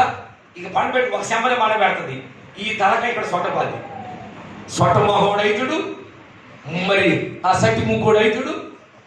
ఇంకా చెప్పాలని చాలా అంటే మీకు తెలుసు, నాకు తెలియదు కానీ తల్లుడికి. అదే పక్కన ఇంట్లో పక్కలో ఇద్దరు పెద్దోళ్ళు అట్టగా ఇచ్చేది పాలు అడగను ఎడబెట్టాడు, ముక్కు సొట్టపాటి కనపట్ల కళ్ళు అంటారు. ఇంకా లేకపోతే ఏం చేస్తారు, కొంతమంది పాలు ఇచ్చి వాడు పెట్టాడు సరిగ్గా చూడరు, ఈ పక్క ఆరిపోతుంది, ఈ పక్క ఆరిపోతుంది. ఈమె తెలిస్తే ఇక చూడటానికి ఆమె తెలియదా? ఆమెకేం తెలుసు? ఒంటరిగా ఏం చెప్తే ఇవన్నీ ఒంటరి ఎవరు కోరుకోకూడదు. పెద్దలే చెబుతారు. ఒకళ్ళ పెద్దలు ఉన్నారు మరి, అమ్మా ఏంటంట పిల్లలకి అబ్బాలంట వాళ్ళు కాలిపోతుంది, మంచి చూడు పెద్దలు శుభ్రతుడు లేదా నల్లగైతే పిల్లలు సరిగ్గా చూడు గద్దించేలా చెబుతారు. ఎవరుంటే చెప్పండి, పెద్దోళ్ళు ఉంటే. ఇక ఇంకొక ఎవరు చెప్పండి, వాడు కడుపుల్లో పోతున్నాడు, తెరాజాలన కడుపుల్లో పోతుంటే ఏం చేయాలో అర్థం కావట్లా. వీళ్ళిద్దరికి చుట్టలు తిరుగుతారు, ఎట్లా ఆ మాట కట్టారు, ఈ మాట కట్టారు, అది పోతారు, ఇది పోతారు. ఇక లాభం లేదు, పెద్ద హాస్పిటల్ చేసుకోవాలనుకుంటున్నాను. పెద్ద హాస్పిటల్ పోయే పని లేదు అక్కడ. కాకపోతే కట్ట వామం చేసింది అంతే. కట్ట వామం ఏదో పోతే కట్టాడు అయిపోయింది పని అంతే. దానికి హాస్పిటల్ పోయి ఏదో బాటిల్ ఎక్కియాల్సిన పని లేదు. మరి తెలియపోతే జరిగేదే లేదా? జరిగేదే కానీ పొద్దు లేకపోతే అటు ఇటు మానుకుంటాడు, ఏ ఇద్దరు కలిసి చెక్కబడి పోవాలి. పోతే ఏమైంది? అది పోతే ఏ లేదు ఆడ వాతానికి ఒక మాట రాసి పంపిస్తాడు ఆయన, అయిపోయింది అదే ఆడ. అదేదో ఇంట్లో ఒక పెద్ద ఉందనుకో, చెప్పుతుకో సలహా ఆలోచన చెప్పుతుగా. గమనించిన ప్రియబిడ్డరా, పిల్లలకు మరి హద్దు నేర్పించాలి, క్రమం నేర్పించాలి. నువ్వు చదువుకున్న మంచిదే, ఏ చదువు చదివినంటే ఉద్యోగం గురించి నువ్వు చదువుకొని వచ్చును. మీ అమ్మాయి కానీ చదివించింది అదే, మీరు పాలు ఇటని చెప్పినవా, ఉల్లిపాయ కొట్టని చెప్పినవా, ఎల్లిపాయ చెప్పినవా, ఇది చెప్పలేదుగా. మరి ఏంటి ఇక్కడ నేర్చుకోవాలి ఇప్పుడు మళ్ళీ కొన్నిసార్లు. కాబట్టి ఎందుకు నీ మాట చెప్పినట్టే, నేనేదో సంసారం గురించి చెప్పట్లేదు బిడ్డరా. ఐక్యతగా అనగా విడిగా ఉండటం కోరకూడదు. కొంతకాలం కలిసి ఉండటమే మంచిది. అయితే విడిగా ఉండటంలో అది నరకానికి సంబంధించింది. అయితే ఎందుకు దేవుడు కలిసి ఉండటంలో కలిసి ఉండే దాన్ని ఇరుకు మార్గం అని చెప్పాడు, ఇరుకు మార్గంలో నడవమని చెప్పాడు. అంతేగాక దాంట్లో ఏం చెప్పి తెలుసా, పోరాడమని చెప్పాడు. చదువు ఒకసారి లూకాసు వార్త 13వ అధ్యాయం. లూకా రాసిన సువార్త 13వ అధ్యాయము. ఆయన వారిని చూచి 34 24 13వ అధ్యాయం 24 13-24 ఆయన వారిని చూచి ఇరుకు ద్వారమున ప్రవేశింప పోరాడుడి, ఇరుకు ద్వారమున ప్రవేశించ పోరాడుడి. అనేకులు ప్రవేశింప చూదురు కాని. నాకు తలపై కదా ఇరుకు మార్గం గురించి ఇంతవరకు విశాల మార్గంలో ఉన్న పరిస్థితులు చూశాం. కానీ మనం ఇరుకును కోరుకుంటే ఇరుకు మార్గం అంటే ఏంటిది? ఏదో చిన్న మనం గొంతులో సందులు కాదు ఇది. ఆత్మీయంగా ఇరుకు మార్గం అంటే నలుగురున్న ఐక్యతతో ఉండటానికి ఇష్టపడాలి, కలిసి ఉండటానికి ఇష్టపడాలి. ఎందుకయ్యా అంటే ఐక్యతలో ఆశీర్వాదం ఉంటుంది, ఐక్యతలో శాశ్వత జీవం ఉంటుంది, కలిసి ఉన్నట్లో బలం ఉంటుంది, కలిసి ఉన్నట్లో ఒకరినొకరు చూసి మంచి నేర్చుకుంటారు. కలిసి ఉండటంలో పెద్దాలు వేసిందనుకో, పెద్దవాళ్ళు వేసినప్పుడు చిన్న కూడా ఏం చేయాలి? పెద్దవాళ్ళు వేసి పొద్దున్న సీపుడు తీసుకుంది, చిన్నవాళ్ళు పడుకుంటే ఊపుకుంటారా? చెప్పండి. ఊరుకోరు. ఎందుకని? పోటీ లేదనుకో, పోటీ లేని వాళ్ళు ఏం చేస్తారు? వాళ్ళ ఇష్టం ఏ ఎర్రగా పడుకోవచ్చు, ఎప్పుడే రావచ్చు. అంతేగా, పోటీ లేదు కదా, బిడ్డలు గమనిద్దాం. కాబట్టి అలా కాదు. ఇక్కడ దేవుడు చెప్పే మార్గం ఏంటంటే, ఇరుకు అని అంటే దీని అర్థం ఏంటిదంటే ఒక క్రమశిక్షణ చూపిస్తుంది. హల్లెలూయా చెప్పండి, ఏం చూపిస్తుంది? ఇక్కడ దేవుడి ఉద్దేశం ఏదేనులో మనం జాగ్రత్తగా ఉంటే దేవుని యొక్క ఆలోచన ఏంటంటే, ఎందుకు ఏదేనులో ఉన్న తోటలో పొలాలన్నీ తినమని చెప్పాడు, కానీ ఒకటి మాత్రం తినొద్దని చెప్పాడు. ఎందుకు తినొద్దని చెప్పాడంటే, ఆ పరీక్ష వలన, ఆ పరీక్షలో నిలబడితే దేవుడు మన తరతరాలు జీవింపజేయాలని ఆశపడుతున్నాడు. హల్లెలూయా హల్లెలూయా. చూడండి, దేవుడు మట్టితో మనిషిని చేశాడు. ఈ మట్టి మనిషిని తరతరాలు ఆయనతో పాటుగా పగిలిపోకుండా, కరిగిపోకుండా, నశించిపోకుండా దేవుడు ఎంతకాలం ఉంటే ఈ మట్టి మనిషి కూడా అంతకాలం ఉండాలంటే దేవుడు అనాదిలో ఒక సంకల్పాన్ని, ఒక ప్రణాళికను, ఒక పరీక్షను నిర్ణయించాడు. ఒక పరీక్ష నిర్ణయించాడు. ఏంట పరీక్ష అంటే, ఈ మట్టి మనుషుడు తరతరాలు జీవించాలంటే, యుగయుగాలు ఉండాలంటే ఇతనికి ఒక పరీక్ష పెట్టాలి. ఆ పరీక్షలో ఇతను గెలిస్తే ఇతని తరతరాలు నాతో పాటుగా జీవింపజేస్తాను. హల్లెలూయా. నాతో పాటుకి ఇతన్ని జీవింపజేస్తాను అని చెప్పి తండ్రి అయిన దేవుడు ఒక పరీక్ష పెట్టాడు. ఏంటా పరీక్ష అంటే ఇదే. ఏదేం తోటలో ఉంచాడు. ఉంచి ఏం చేశాడంటే, అయ్యా ఆదామా, ఈ తోటలో ఉన్న చెట్ల ఫలాలన్నీ కూడా నువ్వు ఏ అభ్యంతరం లేకుండా తినొచ్చు. అయితే తోట మధ్యన ఉంటుంది, అది మాత్రం నువ్వు తినొద్దు. అది తింటే నువ్వు చచ్చిపోతావు. దేవుడి ఉద్దేశం ఏంటంటే, దేవుని మాట ప్రకారంగా ఈ మట్టి మనిషి దేవుని మాటకు, దేవుని ఆజ్ఞకు, దేవుని చిత్తానికి లోబడి ఆజ్ఞను నెరవేర్చినట్లయితే ఖచ్చితంగా ఇతడు తరతరాలు యుగయుగాలు జీవిస్తాడు. మరణం ఉండదు, సావిక లేదు. హల్లెలూయా. సర్వయుగములలో సజీవుడవు, సరిపోల్చగలనా నీ సామర్థ్యమును, కొనియాడదగినది నీ దివ్య తేజం. నా ధ్యానం, నా ప్రాణం నీవే యేసయ్యా. నా ధ్యానం సర్వయుగములలో సజీవుడవు, సరిపోల్చగలనా నీ సామర్థ్యమును, కొనియాడదగినది నీ దివ్య తేజం. నా ధ్యానం, నా ప్రాణం నీవే యేసయ్యా. నా ధ్యానం. హల్లెలూయా.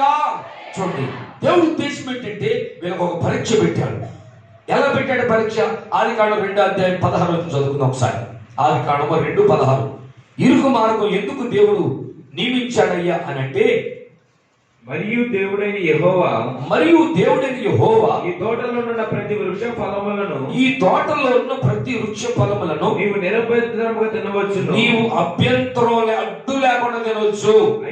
అయితే మంచి చెడ్డల ఒకటి గుర్తు పెట్టుకో, మంచి చెడ్డల తెలివిచ్చే చెట్టు ఒకటి ఉంది. వృక్ష ఫలములను తినకూడదు, అవి మాత్రం నువ్వు తినకూడదు. నీవు వాటిని తినమనా. ఏం జరుగుతుందో కూడా చెప్తున్నావు. తింటే వాటిని తినమనా నిశ్చయముగా చచ్చినవని, అంటే నిజంగా నువ్వు చచ్చిపోతావు, ఆత్మీయంగా చచ్చిపోతావు చెప్పేశాడు. అయిపోయి మరణం స్టార్ట్ అయింది. ఇది పరీక్ష. ఏంటి పరీక్ష? ఇప్పుడు దీన్ని తినకూడదు, అన్ని తినొచ్చు, కానీ ఈ మధ్యలో ఉన్నది మాత్రం ఇతరు తినకూడదు. ఈ పరీక్షలో నిలబడాలి ఇప్పుడు ఇతడు. ఎందుకు పరీక్ష అంటే మీకు కూడా బాగా తెలుసు. పిల్లలు సంవత్సరం అంతా కష్టపడి చదువుకున్నారుగా. కాలేజీ అయినా, హై స్కూల్ అయినా, హై స్కూల్ కాలేజీ పిల్లలు. అమ్మా వీళ్ళకి చెప్పొద్ది, ఏమా పిల్లగాలు పడిపోతారు మామగా.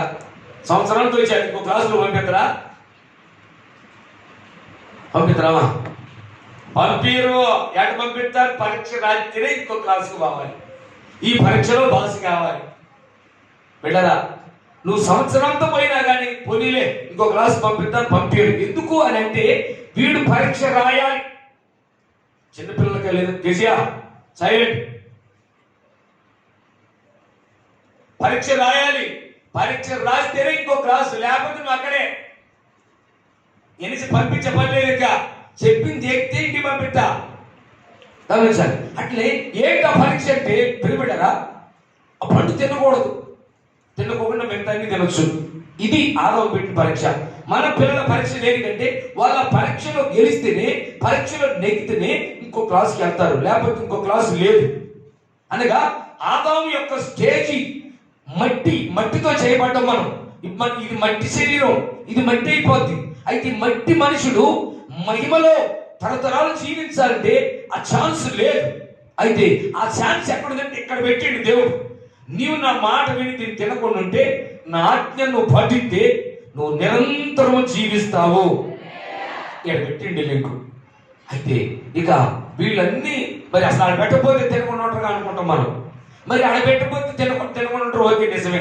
ఎందుకు పెట్టినాము? దేవుడు పెట్టకుండా బాగుండేది కదా, వాళ్ళు తినకుండా ఉండేవాళ్ళుగా అని అనుకున్నాను నేను కూడా. కానీ విషయం ఏంటంటే, ఇంకో క్లాసుకు పై తరగతులకు వెళ్ళాలంటే ఏం చేయాలి? ఖచ్చితంగా ఎగ్జామ్ రాయాలి, పరీక్షలో పాస్ అవ్వాలి, ఇంకో క్లాస్కి వెళ్ళాలి. ఎగ్జామ్ లేకుండా, పరీక్ష లేకుండా ఇంకో క్లాస్కి వెళ్ళలేవు.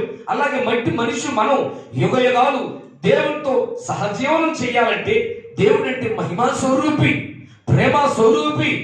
ఆ మహిమా స్వరూపుడితో, ఆ ఎలుగైన దేవుడితో నిరంతరం మనం సహవాసం చేయాలంటే మనకు వల్ల పడదు, మనకు చేత కాదు. ఆయన చూడటానికి కళ్ళు సరిపోమని.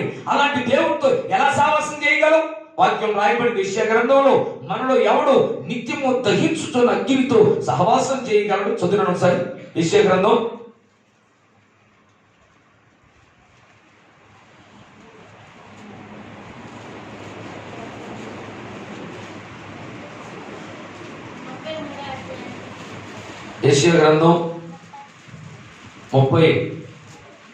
33వ అధ్యాయం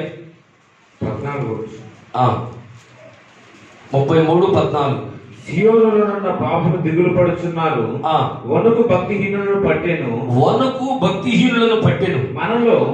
మనలో ఎవడు నిత్యము దహించు అగ్నితో నివసింపగలడు? మనలో ఎవడు నిత్యము కాల్చుచున్న వాటితో నివసించును. నీతిని అనుసరించి చూడండి బిడ్డలు, ఎవరంట లేదు, ఎవరికి లేదా ఛాన్స్. ఒకళ్ళకుంటది ఇచ్చిండు. నీతిని అనుసరించే వారికి, యథార్థవంతులకు, నమ్మకస్తులకు దేవుడు మార్గం నిర్ణయించాడు. అయితే మన దేవుడు ఎవరంటే ఆయన దహించు అగ్ని. ఆయన దగ్గరికి వెళ్ళిపోతే బూడిదైపోతాం, మనం ఏం మిగలం. అనగా ఇప్పుడు సూర్యుడి కాడికి ఏ రాకెట్ పంపించినా, ఏ విమానం పోయినా, ఎంత పెద్ద మందం మరి ఇనపోస్తూ పంపించినా కానీ సూర్యుడి దగ్గర ఏమైందంటే కరిగి ఆవిరై భూమి మీద అడ్రస్ లేకుండా అయిపోద్ది.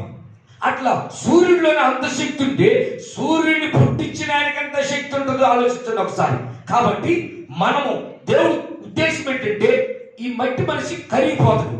కాబట్టి మనం కరగకుండా, చనిపోకుండా దహించు అగ్నితో నిరంతరం జీవించాలంటే ఈ భూమి మీద ఉన్నప్పుడు నీవు ఎగ్జామ్స్ లో పాస్ అయితే తప్పకుండా దేవుడు ఆయనతో నిన్ను నన్ను నివసించు వారినిగా చేస్తాడు. హల్లెలూయా, హల్లెలూయా. ఈ నా మాటలు విని వాటి ప్రకారం ఎవరైతే చేస్తారో అతనితో నేను, నాతో అతను కలిసి, మేము కలిసి భోజనం చేస్తామన్నాడు. ఎంత కృప చూడండి బిడ్డరా. ఆయన దహించే అగ్ని, ఆయన ఎవరు సావాసం చేస్తారు? అయితే ఆయనతో మనం సావాసం చేయాలన్నది దేవుడి చిత్తం. ఆయన దేవుడు అంటే నిరంతరం జీవించేవాడు. అయితే మనం కాలిపోయేవాళ్ళం, నశించిపోయేవాళ్ళం. ఆయనతో మనం ఎక్కడ ఉండగలుగుతాం? అయితే మనం ఆయనతో తరతరాలు ఉండాలంటే ఈ ఎగ్జామ్స్ ఏం చేయాలి? అమ్మా సంజయక్క, ఏరమ్మ గారు ఏం చేయాలి చెప్పండి? ఏం చేయాలి? మనం ఆయనతో సావాసం చేయాలంటే ఈ ఎగ్జామ్ లో పాస్ అవ్వాలి. ఎగ్జామ్స్ అనేది ఏంటంటే ఆయన ఆజ్ఞను నెరవేర్చాలి. చెప్పండి ఏంటంట? ఆయన ఆజ్ఞలను నెరవేర్చాలి. నెరవేర్తే ఏమవుతుంది? మనం ఆజ్ఞ నెరవేర్తే నిరంతరం ఆయనతో నిలుచుంటాము. హల్లెలూయా. చదవండి ఒకసారి 3వ అధ్యాయం, ఆదికాండం 3వ అధ్యాయం 22 వచ్చిన. ఆదికాండం 3:22.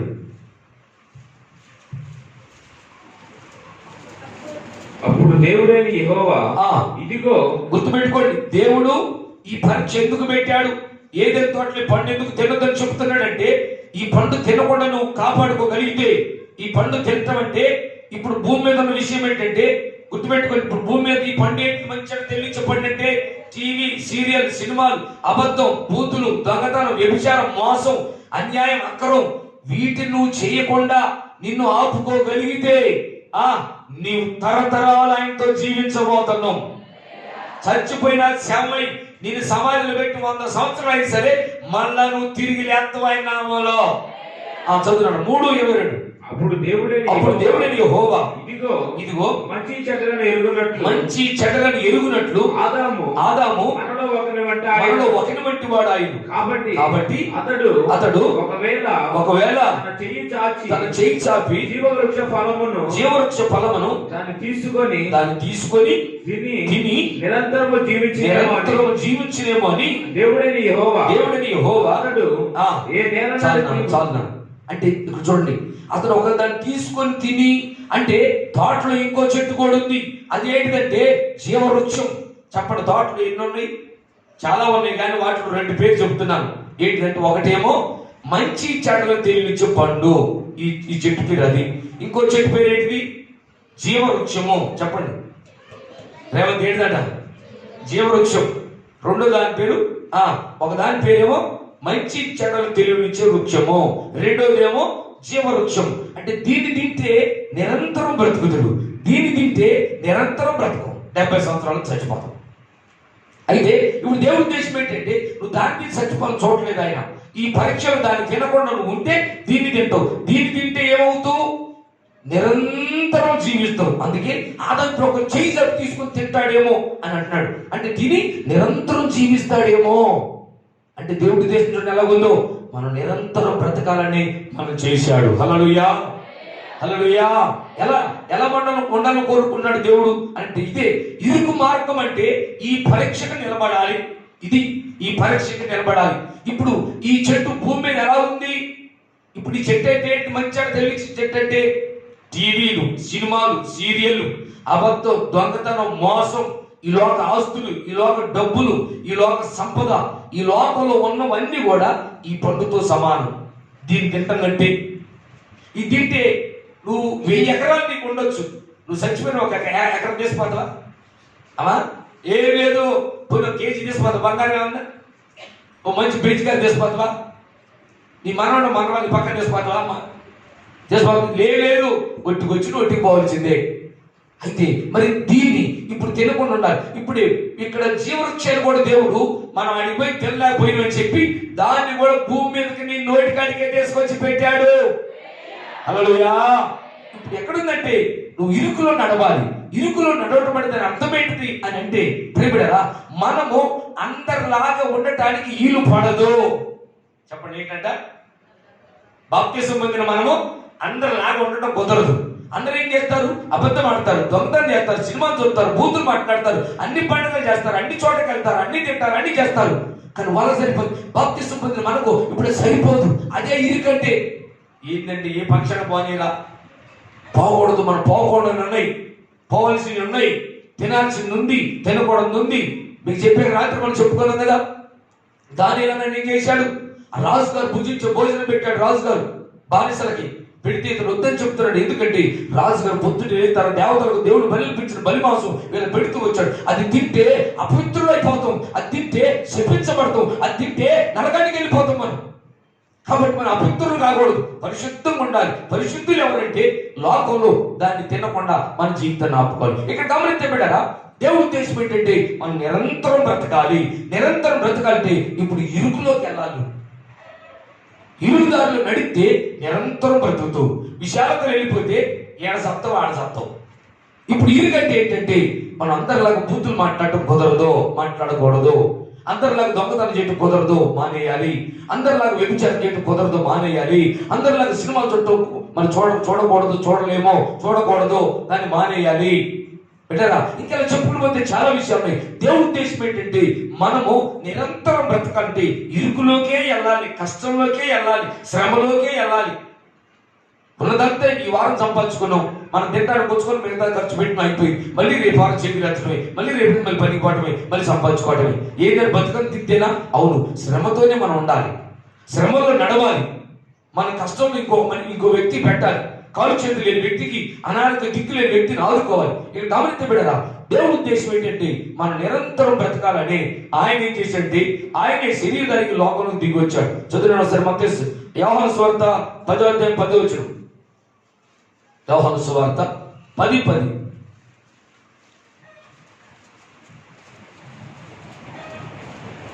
దొంగతనమునకు హత్యను నాశనమును చేతికి వచ్చును, కానీ మరి దేనికి నీ రాడు? గొర్రెలకు జీవము కలుగుటకును, గొర్రెలకు జీవము కలుగుటకును, అది సమృద్ధిగా కలుగుటకును, అది సమృద్ధిగా కలుగుటకును నేను వచ్చితినని మీతో నిశ్చయముగా చెప్పుచున్నాను, నిజంగా చెప్పుచున్నాను. హల్లెలూయా. చూడండి మన దేవుడి ఉద్దేశం ఎలా ఉందో. ఆయన పరలోకం నుంచి భూమి మీదకి ఎందుకు దిగి వచ్చింది అంటే మనకంట గొర్రెలంటే గొర్రెల గురించి కాదు చెప్తున్నమాట అక్కడ. మన గురించి మనం కూడా ఎలా ఉండాలంటే గొర్రెలాంటి స్వభావం కలిగి ఉండాలి, గొర్రెలాంటి బుద్ధి కలిగి ఉండాలి, గొర్రెలాంటి గుణం కలిగి ఉండాలి. గొర్రె కొన్న గుణాలు తెలుసా మీకు? గొర్రెలు దాదాపుగా 23 మంచి గుణాలు ఉంటాయి. ఏంటంటాయి? ఇంచుమించు 23 ఉంటాయి. వాటిలో ఒకటి రెండు చెప్తాయినండి. గొర్రె ఈ పక్కన మన బీడుంది అనుకో, నువ్వు 10 సంవత్సరాల నుంచి దాన్ని పిప్పి దాన్ని పంపించు, రోజు తీసుకుపోయి నువ్వు అక్కడ మేపుకొని వచ్చి మళ్ళీ దొడ్లో దోరినా, మళ్ళీ ఈ రోజు దొడ్డి తలుపు తీయగానే బాగా మన వీటిలో పోతాయా? చెప్పండి. బాగు గేదెలు పోయినట్టు ఆవులు పెట్టి ఇది బాగు. మరి నువ్వు దొడ్డి తలుపు తీయగానే ఆనే నిలబడతాయి. మళ్ళీ నువ్వు పోయి కాస్త అల్లించలేదు ముందు నడుతో అప్పుడు నీ అనమాలు నడుతాయి. మళ్ళీ నువ్వు పోతే నువ్వు 10 సంవత్సరాలు దాల్పో మన వీటికి ఇక్కడే ఉందనుకో, నువ్వు 10 సంవత్సరాలు దాల్పోయినా మళ్ళీ ఆ పంపితే పోతుంది. చూడండి దాని గుణం అంటే కాపరి ముందు నడిస్తేనే కాపరి అడుగుల్లో అడుగేస్తుంది. అలా దాని గుణం చూడండి. యజమాని లేకుండా తన సొంత యజమాని నడవంది, అది నడవలేదు. తర్వాత 100 రోజులు వాణి చేయడం చేస్తారా, రోజు ఇంట్లోకి వస్తుంది, మళ్ళీ చేస్తారంటే రాదు, మళ్ళీ వచ్చే దొడితో నీ సరిగ్గా అనుకుంటుంది.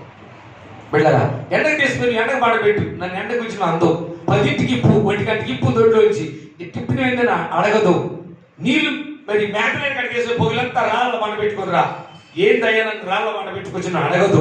బెటరా దానికి ఎన్నో మంచి లక్షణాలు, కాపరిని వెంబడించే లక్షణాలు. అందుకే దేవుడు మరి దావీదు దేవుణ్ణి కాపరిగా చేసుకుంటాడు. ఆయన ఏం గొర్రెగా చేసుకుంటాడు. యెహోవా నా కాపరి, నాకు లేమి కలగదు, పచ్చికల చోట్ల ఆయన నన్ను వరుణ చేయించున్నాడు అని చెప్పి దావీదు గొర్రె తగ్గించుకుంటాడు. కాబట్టి ప్రియబిడ్డలారా ఇక్కడ గొర్రెల గురించి చెప్తున్నాడు. గొర్రెలు అంటే మన గురించి ఏం చెబుతున్నాయి అంటే, నేను గొర్రెలకు జీవం ఇచ్చుటకును అది సమృద్ధికి ఇచ్చుటకు వచ్చాను. హల్లెలూయా. యేసయ్య దేనికి వచ్చినట్టండి? మనకేమిటానికి వచ్చాడంట?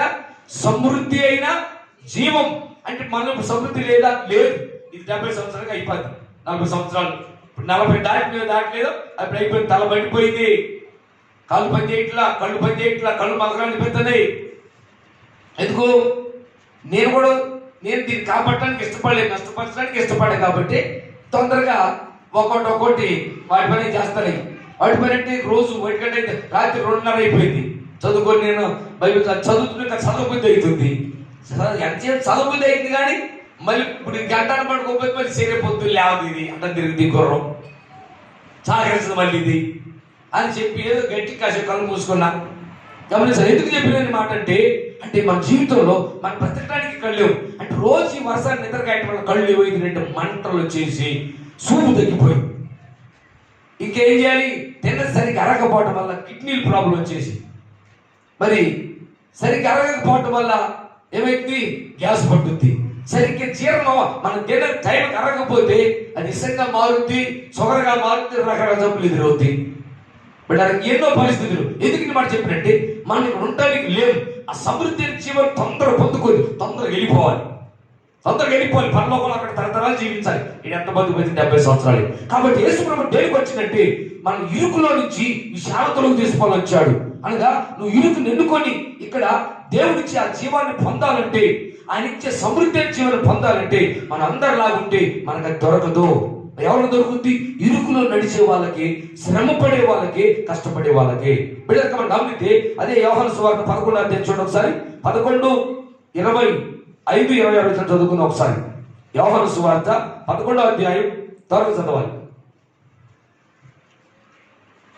అందుకు యేసు పునరుత్థానమును జీవమును నేనే, నా యందు విశ్వాసముంచువాడు చనిపోయినను బ్రతుకుతాడు. బ్రతికి నా యందు విశ్వాసముంచువాడు ప్రతి వాడును ఎన్నటికీ చనిపోడు. చాపటి మైపడతాం యేసు నామానికి మహిమ కలుగును గాక. హల్లెలూయా. చూడండి ఎంత గొప్ప మాట చెప్పాడు. నా యందు విశ్వాసం ఉంచిన వాడు ఎన్నటికీ చనిపోడు. ఒకవేళ అతనికి ఈ లోకంలో నా రాక ఆలస్యమై అతను చనిపోయినా, నా యందు విశ్వాసం ఉంచి ఆత్మీయంగా బ్రతికిన వాడు మరి ఎన్నటికీ చనిపోడు. చప్పటి చేద్దాం ఘనంగా. హల్లెలూయా, హల్లెలూయా. ఎంత ప్రభువా. ఏంటంట? బ్రతికి నా యందు విశ్వాసం ఉంచిన వాడు మరి ఎన్నటికీ చనిపోడు. చూడండి ఎంత కృపించాడు దేవుడు మనకు. అంటే మనం అన్నిటికీ చనిపో. నీ మీద నుంచి లారీ దూక్కుంటూ పోవచ్చు, శరీరం చితికిపోయేది, నీ ఆత్మను చంపలేదు. మన ఆత్మను చంపలేరు, పడవలేరు, పాతి పెట్టలేరు. నా ప్రియమైన ఆత్మని ఎవడు బంధించాడు? ఈ ఉన్న పాటి ఇక్కడ ఇట్లా కూర్చోడు. ఈ స్లాబ్ కూడా ఆయనను యేసు నామాల మన ఆపజాలదో ఏడేమంటాం, నిమిషంలో మాయ అవతలకి వెళ్ళిపోతాం. ఈ స్లాబ్ ఆపలేదు, ఆకాశం ఆపలేదు. నువ్వు మట్టిలో పెట్టి మట్టి ఆపదు, సమాధి ఆపదు. చీల కొట్టు, పెట్టిలో పెట్టి మేకలు కొట్టు, నిన్ను భూమి బంధింపజాలదు. ఎంత కృపో. తరతరాలు మనం జీవించాలని దేవుడు ఈ ఇరుకులోకి తీసుకొచ్చాడు మనల్ని. అందుకే భూమి మీద ఉన్నప్పుడు ఇరుకు మార్గంలో నడవగలిగితే నువ్వు శాశ్వతమైన జీవాన్ని పొందగలుగుతూ బిడ్డరా. అందుకే ఆయన విశ్వాసం ఇచ్చినట్ట ఎన్నిటికీ చనిపోడు. అయితే మనం తరతరాలు జీవించాలంటే ఇక్కడ ఇరుకులో నడిచే వాళ్ళు ఏం చేస్తారంటే మరొక మాట చదువుతాం. చదవండి ఒకసారి.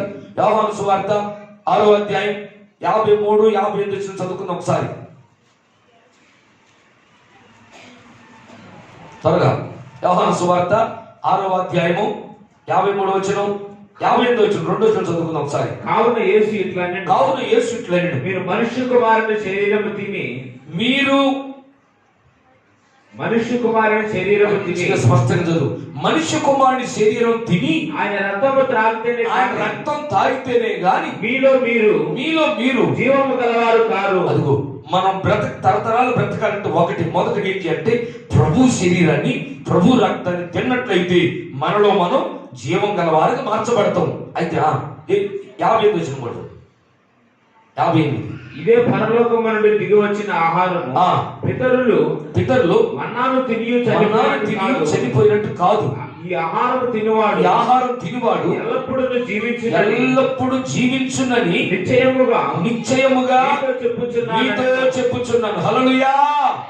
ఇరుకు మార్గంలో నడవగలిగే వ్యక్తి ఇరుకంటే శ్రమల్లో, బాధల్లో, కరువుల్లో, నిందలో, అవమానాల్లో, ఎన్ని శ్రమలైనా, ఎంత కష్టమైనా, ఎన్ని బాధలైనా మందిరం మానకుండా, సావాసం మానకుండా, క్రమం మానకుండా నువ్వు నడుచుకోగలిగినట్లయితే ఈ శరీరం తిని ఈ రక్తం త్రాగువాడే నిత్య జీవం గలవాడు. పరలోకంలో అనగా మన పితరులు మన్నా తిన్న చనిపోయారు, కానీ నా శరీరం తిని నా రక్తం త్రాగువాడు ఎన్నటికి చనిపోడు, వాడు నిరంతరము జీవిస్తాడు. అంటే ఇప్పుడు ఆ శరీరం తినాలంటే ఏం చేయాలండి? శరీరం తినట్టే ఇక్కడేదో రొట్టెలు పెడుతున్నావు, తీసుకొని పోతున్నావు, తింటున్నావు, ద్రాక్ష తింటున్నావు, తాగి వెళ్ళిపోతున్నావు. బిడ్డరా అక్కడ ఏం చెప్పింది తెలుసా? మనలో చాలా మంది బిడ్డలో నీకు తినడానికి ముందుకు రాదు. ఇది తిన్నప్పుడే నువ్వు జీవం గల వ్యక్తిగా మారుతావు. అయితే తినడానికి ఏం చేయాలి? గబగ వచ్చి తీసుకొని తినిపాటు కాదు, దీనికి ఒక క్రమం ఉండాలి. అనగా ఇరుకు మార్గం అంటే ఒక క్రమం, ఇరుకు మార్గం అంటే ఓ పద్ధతి, ఇరుకు మార్గం అంటే ఓ మంచి. చూడండి, పలాని స్కూలు, మరి ఆ కోరాడులో ఉన్న స్కూల్లో ఒక స్కూల్ పేరు టాలెంట్ స్కూల్ అంట. ఏ స్కూల్ అంట చెప్పండి పెద్దగా? ఎందుకని అక్కడ టాలెంట్స్ ఎక్కువ ఉండదా? అంటే కొన్ని స్కూళ్ళలో డిసిప్లిన్ ఉండదు, క్రమశిక్షణ ఉండదు. కొన్ని స్కూళ్ళలో క్రమశిక్షణ ఉంటుంది. క్రమశిక్షణ అంటే మన పిల్లవాడు ఇలా సూర్యులు అక్కడ పోయింది అనుకోండి, గవర్నమెంట్ స్కూల్లో ఏం పోనీలో మాకు రేపేసి మాత్రం రాయిస్తారు. కానీ ప్రైవేట్ స్కూల్లో ఏం చేస్తారు చెప్పండి? టైల్ అక్కడ పోయిండు, బ్యాచ్లు అక్కడ పోయిండు, ఏం చేస్తారు అని అగా ఇంటికి పోను మాస్టారండి నువ్వే మాట్లాడి అక్కడ అంటారు. ఇక మనం కూడా దాన్ని వాళ్ళు అడుగుతామా, వాళ్ళ మీద సీరియస్ అవుతామా? దాసు ఇంటికాడ అడుకోవచ్చుకుని ఆయన చెప్పింది నాకు సరిగ్గా ఇప్పుడే కుదిరింది మనం నా దాటానికి. జాగ్రత్త పనులు లాగుద్ది, గుర్తు పెట్టుకో. గమనించండి బిడ్డరా, మనం ఏం చేస్తాం? మేస్టాన్ని తింటామా పోయి? చెప్పాలి మీరు ఏం చేస్తామంటే ఇంకా 4 చోట్ల చెబుతుంది ఈ స్కూల్ గురించి. పలానా స్కూల్ మంచి వాళ్ళు సిస్టమేటిక్ కొట్టారు, మళ్ళీ పట్టించుకుంటారు, బాధ్యత తీసుకుంటారు వాళ్ళు అని చెప్పారు. ఎందుకనంటే ఎందుకు దాని గురించి చెబుతుంటే వాళ్ళు డిసిప్లిన్ పాటిస్తున్నారు. మన పిల్లలు మరి షూ లేకుండా పోతే రానిలేదు, వద్దని పంపించారు. టై లేకుండా పోతే వద్దని పంపించారు. దాన్ని మనం కోపడ్డ కాదు, వాళ్ళు మరి క్రమశిక్షణ పాటిస్తున్నారు. ప్రేమిడలా ఇదిగో ఇరుకు మార్గం అంటే ఇదే. నీ క్రమశిక్షణ ఉందా? వారం మీ కుటుంబ సభ్యులకు వస్తున్నారా? క్రమాన్ని పాటిస్తున్నావా? లేదు నీకు నచ్చిన వారు వస్తా, నచ్చిన వారు మానేస్తున్నావా? అప్పుడు నీకు డిసిప్లిన్ లేదు, నీకు క్రమశిక్షణ లేదు. నువ్వు ఇరుకులో కూడా విశాఖ కోరుకుంటున్నావు, నీకు నచ్చినట్టు అనుకుంటున్నావు, నీకు నచ్చినట్టు చేస్తున్నావు. మనకు నచ్చినట్టు చేయకూడదు. ఇరుకు మార్గంలో మన ఇష్టం ఉండకూడదు, ఇరుకు మార్గంలో మన చిత్తం ఉండకూడదు, ఇరుకు మార్గం మనం నచ్చినట్టు చేయకూడదు. ఇరుకు మార్గంలో విశాల మార్గంలో మరణం ఉంది, విశాల మార్గం నరకం ఉంది, ఇరుకు మార్గం దేవుని చిత్తం ఉంది. హల్లెలూయా. ఇరుకు మార్గంలో జీవం ఉన్నది ప్రియబిడ్డరా. అందుకే మన ఇష్టం కాదు. మనల్ని సావులు ఎలా గద్దిస్తారో, ఎంత ఖండిస్తారో, ఎంత ఖచ్చితంగా ఉండమంటారో అంత మనకు మేలు. నేను మిమ్మల్ని గద్దించకుండా మీరు పొరపాటు చేసినా, మీరు మందిరం రాకపోయి మిమ్మల్ని ఏమనుకోండి పంపించిన అనుకోండి, మీరు మంచోడు అయ్యారు అనుకుంటారు. కానీ మిమ్మల్ని నరకాన్ని పంపించేది నేనే నరకాన్ని పంపించేది. మరి ఏం చేయాలి? ఎప్పటికప్పుడే కనపడగానే నరకాల్సిందే, కనపడగానే తిట్టాల్సిందే. బుద్ధి లేనా ఆడిపోయిన రాకుండా సైతాన్ మొహమా అనాలి అంటే మిమ్మల్ని. ఏం అయ్యారు సైతాన్ అంటే ఏంటంటారు? ఏం అయ్యారు బిడ్డరా? అలా అనకపోతే, మిమ్మల్ని తిట్టకపోతే పర్లేదమ్మా, ఏం కాదే ఉచ్చారవుతుంది ఆ పని ఏం కాదు అన్న అనుకో, మీకు సంతోషం ఉంటుందండి. కానీ మీరు దేవుని దృష్టిలో ఏం తప్పారు తెలుసా? ఆజ్ఞ అతిక్రమించారు. ఆజ్ఞ అతిక్రమే పాపం, ఆజ్ఞ అతిక్రమే పాపం. ఓ సైతాన్ మహమా యాడిపోయిన నేను రాలేదు అని అనాలి మిమ్మల్ని. అట్లా తిట్టాలా? అర్థమైందిగా? ఎట్లా తిట్టాలి? ఈసారి తండ్రి తిట్టాను నేను. తిడితే మంచిదా, మిమ్మల్ని వదిలిపెడితే మంచిది? చెప్పండి నాకు. అర్థం చెప్పాలి. వామ్మో, నన్ను మిమ్మల్ని తిట్టుకోరు మీరు. అయితే డబల్ లేదు ఈరోజు వదిలిపెట్టండి. తిట్టడం కూతురు తిట్టండి, అడిగి మళ్ళీ 4 పరలోకం ఉండదు. గమనించాలి. విషయం ఏంటంటే ప్రేమిడను ఖండించాలి. అందుకే దైవజనుడు నన్ను కొట్టుట నాకు తైలాభిషేకం అని రాయబడింది వాక్యంలో. నేను కొడితే మీకు తైలమే, మామూలు తైలం కాదు. మీ పరిశుద్ధాత్మ మందు లేదా రోజు వచ్చి దెబ్బ తిరిగిపోయి పడతాం వస్తుంది, అట్లేం కాదులే. గమనించండి బిడ్డరా. కాబట్టి మన జీవితంలో దేవుడు ఉద్దేశం ఏంటంటే ఇరుకులో నడిపించడం దేవుని చిత్తం. ఆయన శరీరం తినాలంటే ఒక క్రమశిక్షణ కావాలి. కొద్ది ఏం చెప్తున్నట్టే, ఇదిగో మీలో ప్రతివాడు తనను తానే విమర్శించుకొని ఆయన శరీరం తిని ఆయన రక్తం పానం చేయాలి. తనను తాను విమర్శించుకోకుండా, నిన్ను పరిశీలన చేసుకోకుండా, నిన్ను పరీక్షించుకోకుండా తిన్నట్లయితే మీలో మీరు మరణం పాలవుతారు అని చెప్పాడు. అంటే ఈ క్రమశిక్షణ దేనికయ్యా మనకు అని చెప్పానంటే, మనను ఇరుకులో నడిపించడానికే, ఇరుకులో నుంచి జీవంలో నడిపించడానికి దేవుడు మనకి ఈ మార్గాన్ని నియమించాడు. కాబట్టి బిడ్డరా, మనం దేంట్లో నడవాలి? అక్కడ ఒకసారి చూడండి, సమూయేలు రాసిన మొదటి గ్రంథం 13 చదవండి ఒకసారి. దేవుడు ఉద్దేశం ఏంటంటే సౌలు ఇశ్రాయేలు మీద మరి తరతరాలు ఉంచాలనుకున్న రాజుగా, కానీ అతను చేసిన పొరపాటును బట్టి అతన్ని తొలగిస్తూ వచ్చాడు. ఈరోజు మనం కూడా దేవుని క్రమశిక్షణలో ఉంటే తరతరాలు ఇరుకులో నడితే తరతరాలు జీవిస్తాం, విశాలతలో ఉంటే నరకం పాలైపోతాం మనం. సమూయేలు రాసిన మొదటి గ్రంథం 13:13. అందుకు సమూయేలు ఇట్లా నేను ఇది దేవుడైన యెహోవా నీకు ఇచ్చిన ఆజ్ఞను గైకొనక 22 వరకు చదవనా? నీ దేవుడైన యెహోవా నీకు ఇచ్చిన ఆజ్ఞను గైకొనక నీవు అవివేకపు పని చేసింది. అవివేక పని చేసినట్టు రాజ్యమును నీ రాజ్యము ఇశ్రాయేలీయుల మీద సదాకాలం స్థిరపరచుటకు. సదాకాలం అంటే ఎంతకాలం ఉంటాడు ఆయన? అంటే 100 సంవత్సరాలు ఉంటాడు. ఆ తర్వాత ఉండగా మరి దేవుడు చూడ ఏమంటాడు? ఆయన రాజ్యాన్ని అంటే ఇశ్రాయేలు మీద సదాకాలం స్థిరపరచాలని దేవుడు తలంచాడంట.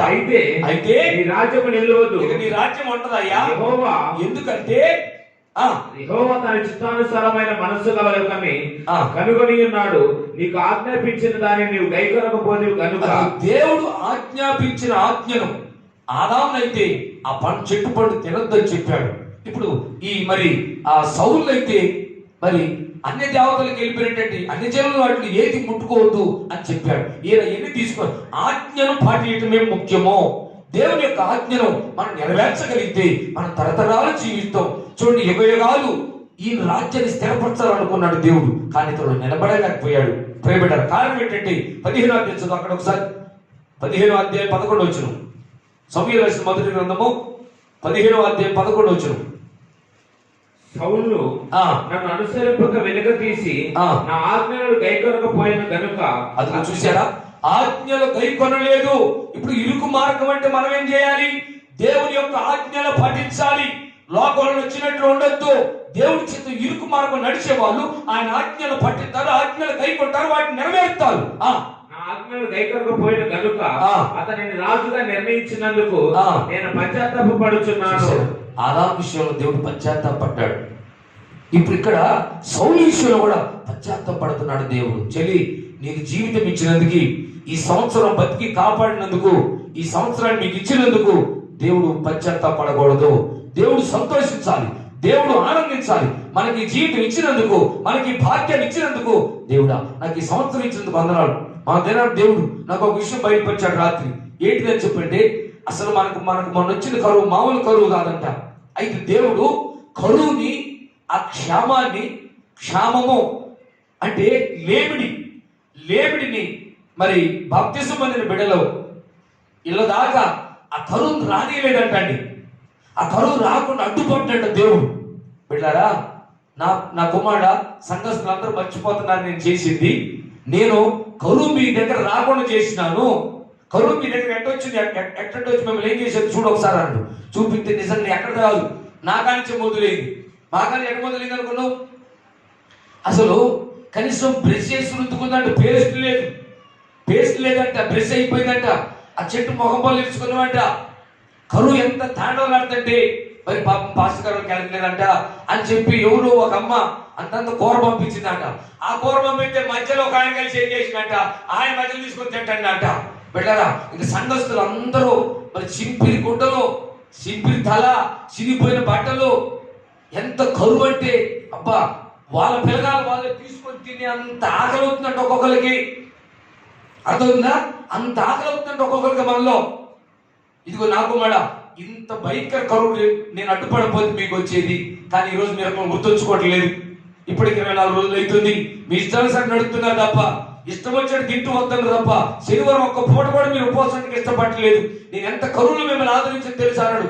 అవును, నాకు భయం అయిపోయింది ఆ మాట చెప్పేసరికి. బామ్మ దేవుడా, ఇంత అడ్డుపడ్డవని ఆయన మాకు, ఇంత అడ్డుపడ్డావు కాబట్టి మనకు కరువు అనిపించలేదు. బిడ్డగా మనకి వాళ్ళు పెట్టే స్థితి ఇచ్చిండు. కరువులో కూడా కొన్ని మందిరాలు కట్టే శక్తిని ఇచ్చాడు దేవుడు. చూడండి ఎంత పోషించాడు దేవుడు. కానీ ఇది గుర్తుంచుకోవా, దీన్ని జ్ఞాపకం ఉంచుకోవా? ఈ సంవత్సరం ఎందుకు ఇచ్చాడు అనుకున్నావు, ఎందుకు బతికించాడు అనుకున్నావు? నీకు నచ్చినట్టు ఉండమని కాదు. ఈ సంవత్సరం నువ్వు మారాలి, ఇరుకులో నడవాలి, ఇరుకులో నిలబడాలి. ఇరుకు మార్గమే జీవ మార్గం, అందులో నడవాలని దేవుడు ఎంతో ఆశపడుతున్నాడు. అందుకే సౌలు కలకాలం ఉంచాలనుకున్నాడు, కానీ ఉంచలేదు. ఎందుకంటే ఆయన ఆజ్ఞలను పాటిస్తూ ఈ లోకంలో మనం జీవించాలి. ఆయన ఆజ్ఞ అంటే ఏంటి? పాత నిబంధనలు 10 ఆజ్ఞలు. కొత్త నిబంధనలు ఏంటిది? 2.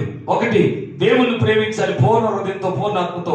2వది, నిన్ను వలే నీ పొరుగు అని ప్రేమించాలి. ప్రేమ అనేది చాలా ప్రాముఖ్యమైనది. ప్రేమిడరా, ఆ ప్రేమ మనం కలిగి ఉండాలని దేవుడు ఎంతో ఆశపడుతున్నాడు. 1-2 మాట చెప్పిన మాటలు మిగతా చూడండి ఒకసారి. దేవుడు ఇచ్చినటువంటి ప్రేమ అనగా ఇబ్రీ పత్రిక చూద్దాం ఒకసారి. 10వ అధ్యాయం 5వ వచనం. యేసు ప్రభువు లోకంలోకి వచ్చి ఎలా నడుస్తూ వచ్చాడు చదువుదాం ఒకసారి.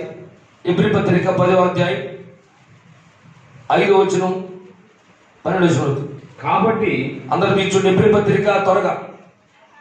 కాబట్టి ఆయన ఈ లోకంలో ప్రవేశించినప్పుడు నాకు చెప్పుచున్నాడు, బలియు అర్పణయు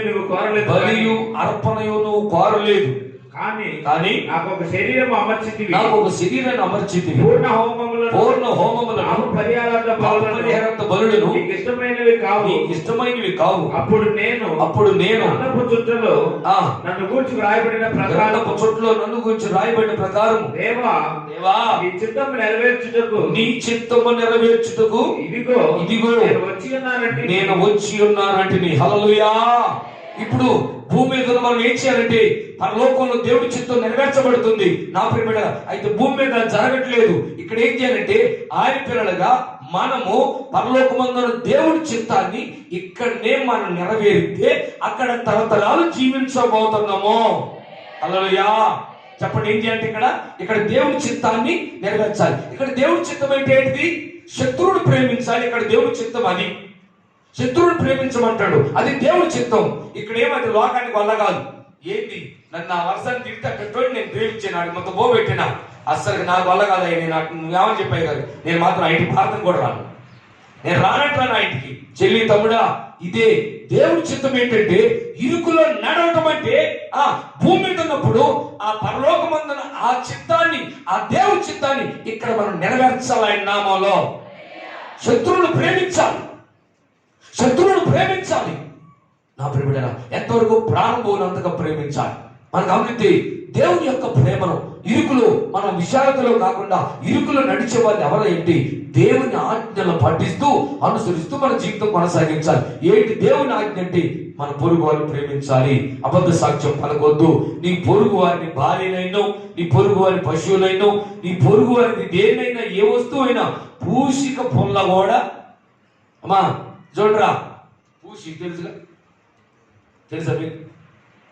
పూషిక పొల్ల కూడా నీ పొరుగు వారిని ఆశించొద్దు. మందగాని వస్తువు మనకు అక్కర్లేదు, ఆశించొద్దు. అలా ఆశిస్తే నువ్వు విశాలత నడుస్తున్నట్టు, ఆశించకుండా నీకు ఉన్నదాంట్లో తృప్తిగా బ్రతుకుతుంటే అది ఇరుకులో నడుస్తున్నట్టు, అది ఇరుకైన మార్గం అని మనం చదువుతున్న బిడ్డారు. కాబట్టి భూమి మీద ఉన్నప్పుడు దేవుని చిత్తం నెరవేర్చాలి. మనం దేవుని చిత్తం నెరవేర్చాలి. కష్టమైనా బాధ అయినా. మరొక మాట చదివినాడు అక్కడే యోహాను సువార్త, యోహాను రాసిన పత్రిక 2వ అధ్యాయం 17వ వచనం. యోహాను పత్రిక 2:17. లోకమును దాని ఆశయు గతించిపోవచ్చున్నవి కానీ దేవుని చిత్తమును జరిగించువాడు నిరంతరము నిలుచును. హల్లెలూయా. అక్కడ యోహాను పత్రిక 3వ అధ్యాయము 24వ వచనం, 4వ అధ్యాయం 16వ వచనం. ఆయన ఆజ్ఞలను గైకొనువాడు. అందరూ చూడండి. యోహాను రాసిన మొదటి పత్రిక 3:24, 4:16. ఆయన ఆజ్ఞలను గైకొనువాడు ఆయన యందు నిలిచియుండును. ఆయన వాని యందు నిలిచి ఉండును. మన యందు నిలిచి ఉన్నాడని, ఆయన మన యందు నిలిచి ఉన్నాడని ఆయన మనకు అనుగ్రహించిన ఆత్మ మూలముగా తెలుసుకొనుచున్నాము. హల్లెలూయా. చూడండి బిడ్డరా, నిరంతరం నిలిచే వ్యక్తి ఏం చేస్తాడంటే, మరి మనము ఆయన ఆజ్ఞలను నెరవేర్చినట్లయితే బిడ్డరా, ఈ లోకంలో నెరవేర్చడానికి కుదరదు. ఈ లోకానికి దేవుని ఆజ్ఞలకు వ్యతిరేకం. అందుకే 10 ఆజ్ఞలు ఇచ్చాడు దేవుడు. సంఘానికి ఒక క్రమం ఉంది, సంఘానికి ఒక పద్ధతి ఉంది, సంఘానికి ఒక మర్యాద ఉండాలి, సంఘానికి ఒక హద్దు ఉండాలి, సంఘానికి ఒక క్రమం ఉండాలి. సంఘం అంటే బిడ్డరా ఎవరు సంఘస్థులండి? ఇష్టానుసారంగా జీవించే వాళ్ళ సంఘస్థులు కాదు, నచ్చినట్లు ప్రవర్తించే వాళ్ళ సంఘ సభ్యులు కాదు. దేవుని ఆజ్ఞకు, వాక్యంలో సేవకుడు చెప్పిన మాటలు కట్టుబడి ఆ ఆజ్ఞను నెరవేర్చినట్లయితే అతడే దేవుని యందు నిలబడిన వ్యక్తి. హల్లెలూయా. ఏదెల్లో ఆదాము తినద్దన్న పండు తినగానే దేవుడు చెప్పాడు, ఆదామా నువ్వు బయటకు వెళ్ళిపోయి నీ మొగం చూపి వెళ్ళిపో బయటకు గెట్టేశాడు ఆదాముని. అయితే మరలా ఇప్పుడు అదే ఏదేల్లో ఎవరు నిలబడబోతున్నారంటే ఈ భూమి మీద ఉన్నప్పుడు దేవుని చిత్తం నెరవేర్చాలి. అదే ఇరుకు. ఈ భూమి మీద ఉన్నప్పుడు ఆయన ఆజ్ఞలను మనం నెరవేర్చాలి. ఆయన ఆజ్ఞలు గుర్తుపెట్టుకోవాలి, వాటిని నెరవేర్చాలి. ఇప్పుడు కొత్త నిబంధన సంగ్రహించిన ఆజ్ఞలు 2. ఒకటి దేవుని ప్రేమించాలి, రెండోది మనిషిని ప్రేమించాలి. నువ్వు ఎలా ప్రేమించలేవు? నీకెవరు శత్రువులు ఉండరా? పగ పెట్టుకున్నావా? కక్షలు పెట్టుకున్నారా? సమాధానం ఉంటున్నారా? ఆలోచించుకొని ప్రేమిడారా. శత్రువు అంటూ మనకు ఎవరు ఉండడానికి వీల్లేదు. వాళ్ళంతగా మనకి విరోధం అంటూ మనం ఏం చేయలేము దానికి. అయితే భూమి మీద ఉన్నప్పుడు మనం ఏం చేయాలని కోరుకుంటుంటే, నువ్వు దేవుడితో నిలబడతావా?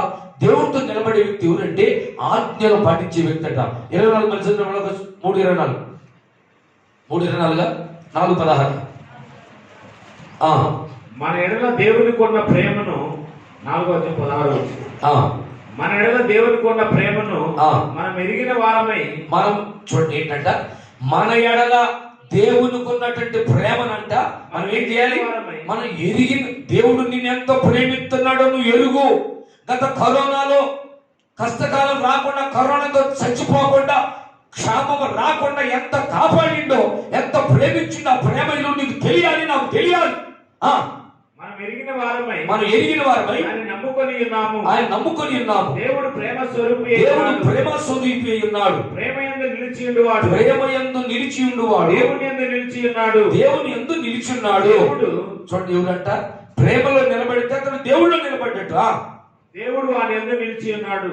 తీర్పు దినమందు మనకు ధైర్యం కలుగునట్లు దీని వలన ప్రేమ మనలో పరిపూర్ణము చేయబడి ఉన్నది. ఎలయనగా ఆయన ఎట్టివాడై ఉన్నాడు. గుర్తుపెట్టుకోండి, ఆయన ఎట్టివాడై ఈ లోకంలో జీవించాడో, ఆయన ఎట్టివాడై ఉన్నాడు. మనము కూడా ఈ లోకములో, అది ఎక్కడంట, ఈ లోకంలో ఉన్నప్పుడే ఆడిపోయినా కాదు, ఈ లోకంలో ఉన్నప్పుడు ఆయన ఎట్టివాడై ఉన్నాడు. మనము కూడా ఈ లోకంలో అట్టివారమై ఉన్నాం. ఆమేన్, హల్లెలూయా.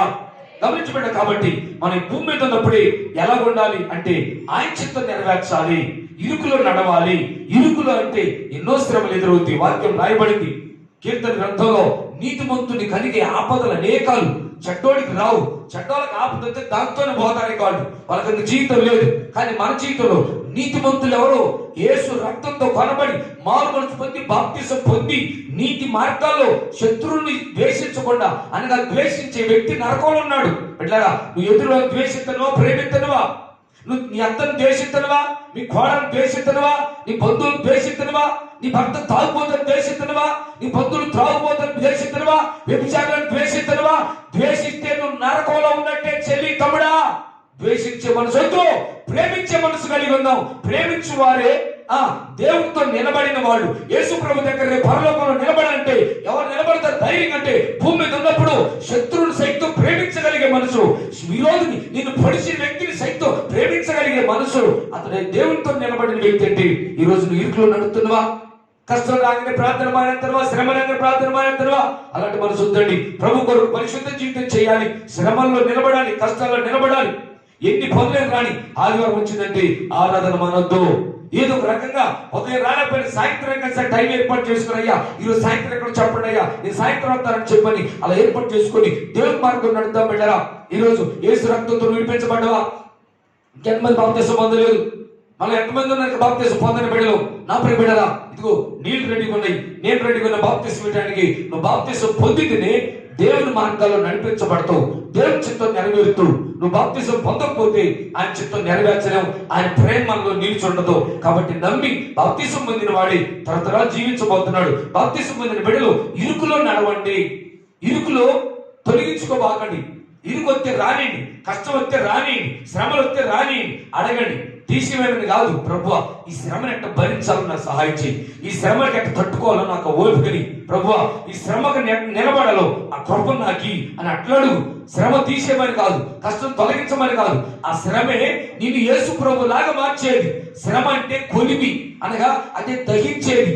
ఆ దహించే అగ్నితో నువ్వు సావాసం చేస్తేనే నీ మస్టు దుమ్ము ధూళంతా పోయి ఒరిజినల్ బంగారంగా మార్చబడతావు. అనగా శ్రమను నెట్టేయద్దు, శ్రమ దోచిపోద్దు, శ్రమ కావాలి, శ్రమతో సావాసం చేయాలి, ఇరుకులు నడవాలి, ఇరుకు మార్గం కోరుకోవాలి, ఇరుకుని ఎంపిక చేసుకోవాలి తప్ప విశాలత కోరుకోవద్దు. శనివారం వచ్చింది తప్ప చర్చలు పట్టుకొని ఆయన కింద పట్టుకుంటున్నాడు, ఇవన్నీ వస్తాయి, ఒళ్ళంతా వస్తుంది. శనివారం కింద పట్టుకోవడం వద్దు, భయపడద్దు. రేపు పరిస్థితి ఏంటి? కష్టపడే మనసు ఇష్టపడు. నా యేసు మనసు ఎలాంటిదంటే ఆయన శ్రమ పడే మనసు ఆయుధంగా కలిగి ఉన్నాడు. నా యేసు శరీరం ముందు శ్రమ పడ్డాడు, అటు మనసు మీరు ఆయుధంగా ధరించమని చెప్పాడు. అదిగో వాళ్ళు అంటే రేపు ఆయన ముందు ధైర్యంగా ఉంటారు. శ్రమ పడే వాళ్ళు ఎందుకు ఇరుకు మార్గం దేవుడు ఎందుకు చేశాడు తెలుసా? ఒకే సూత్రం ఉంది. ఒక మాట చదివి ప్రార్థన చేస్తున్న పేతురు రాసిన మొదటి పత్రిక 4వ అధ్యాయం మొదటి మాట చూడండి ఒకసారి తొందరగా.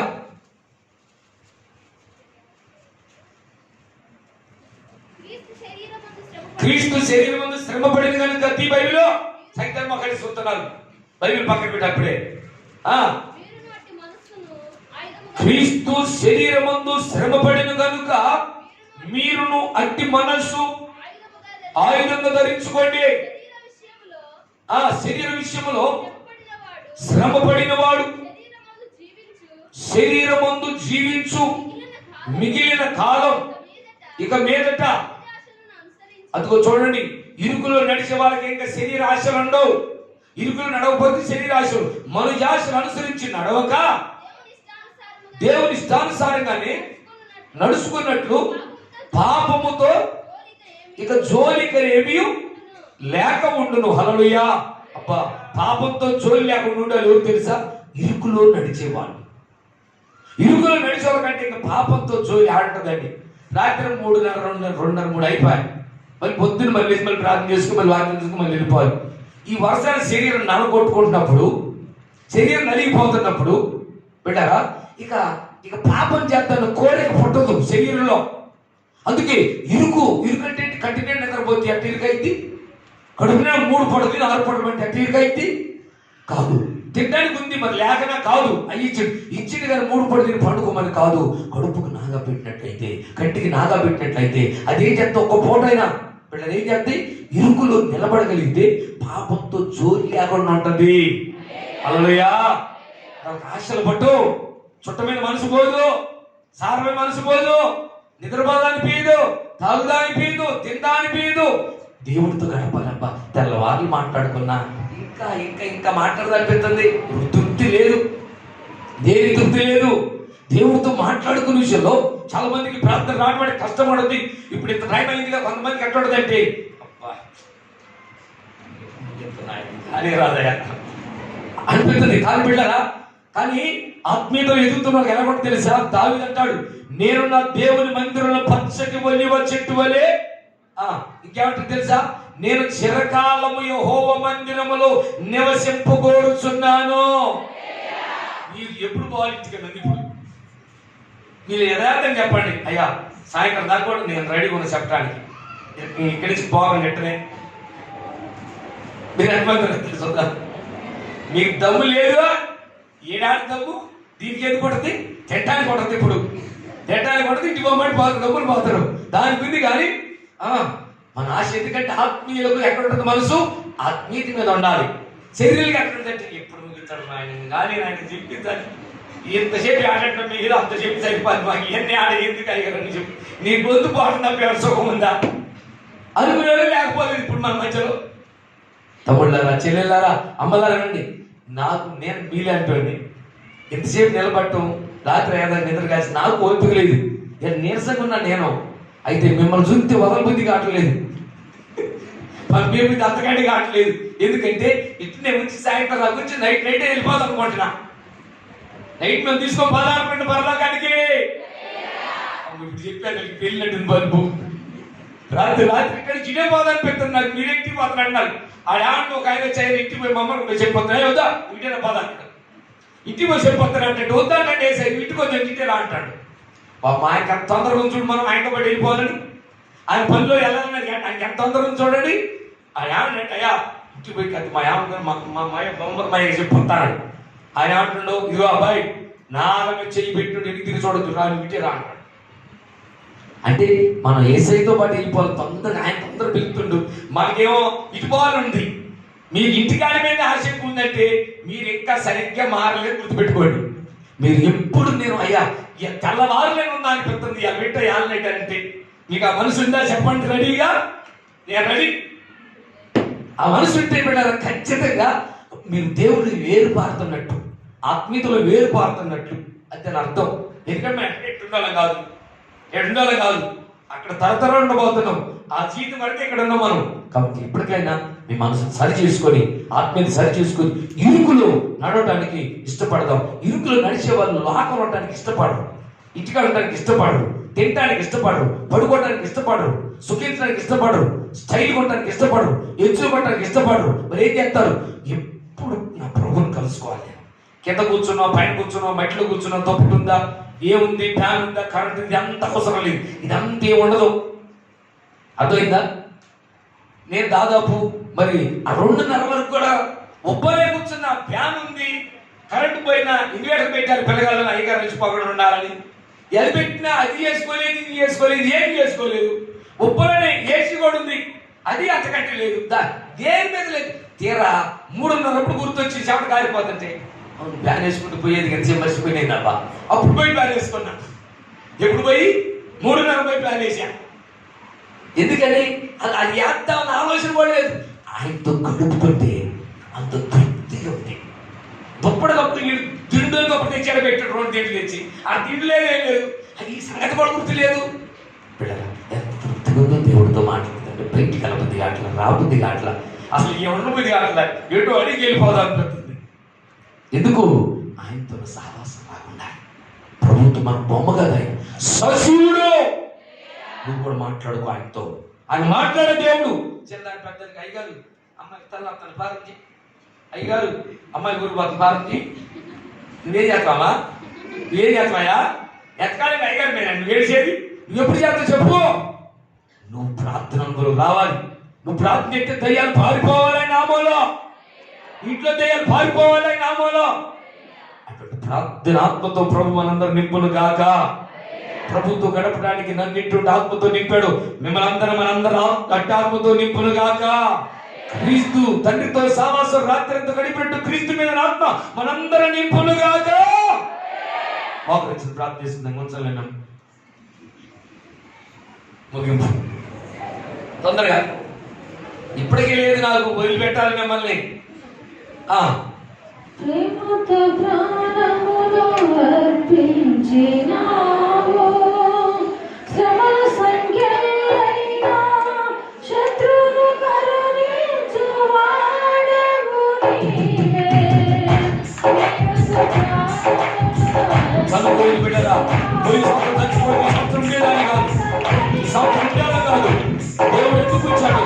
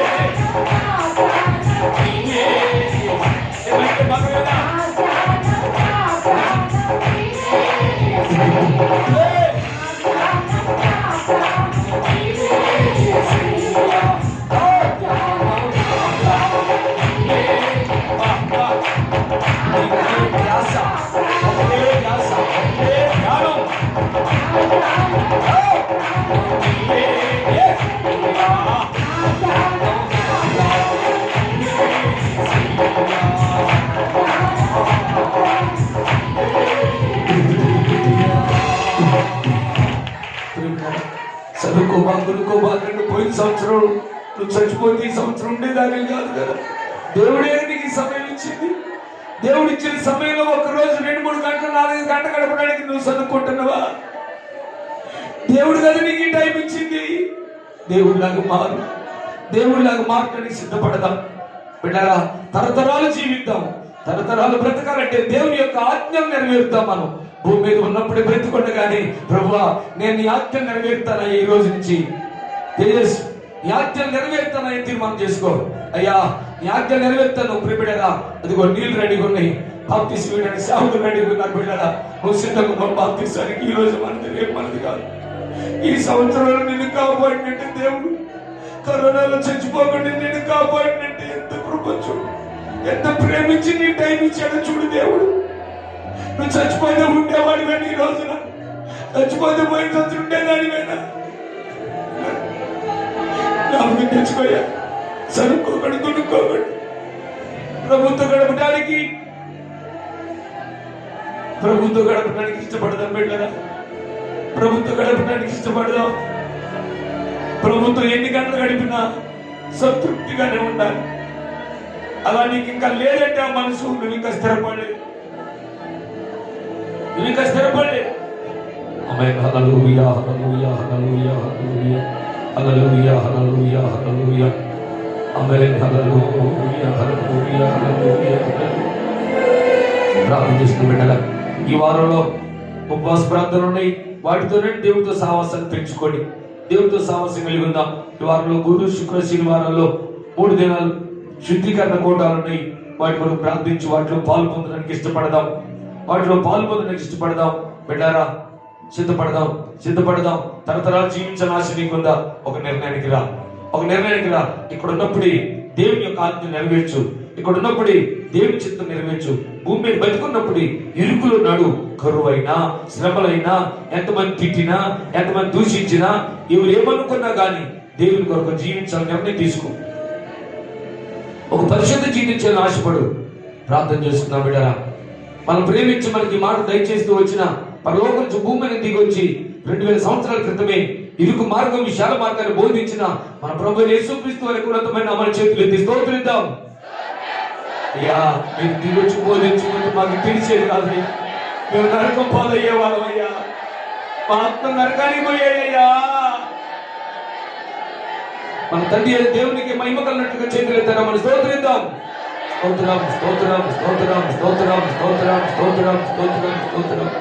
పాటల ద్వారా మనతో ఉండి నడిపిస్తూ వచ్చినటువంటి స్తుతి ఆరాధనలను, పాటల ఆరాధన అంతటిలోనూ ప్రభువుని నడిపిస్తూ వచ్చినందుకై ప్రభు నామాన్ని మహిమ కలిగిన నామాన్ని స్తోత్రిద్దాం.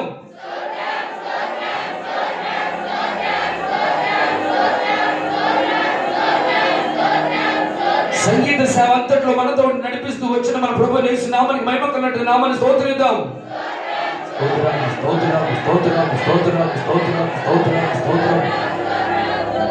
సాక్ష్యపరిచయం అంతట్లో ప్రభు తోడే నడిపిస్తూ, కంఠస్థ వాక్యం అంతట్లో ప్రభు నడిపిస్తూ వచ్చినందుకు ప్రభు నామాన్ని స్తోత్రిద్దాం.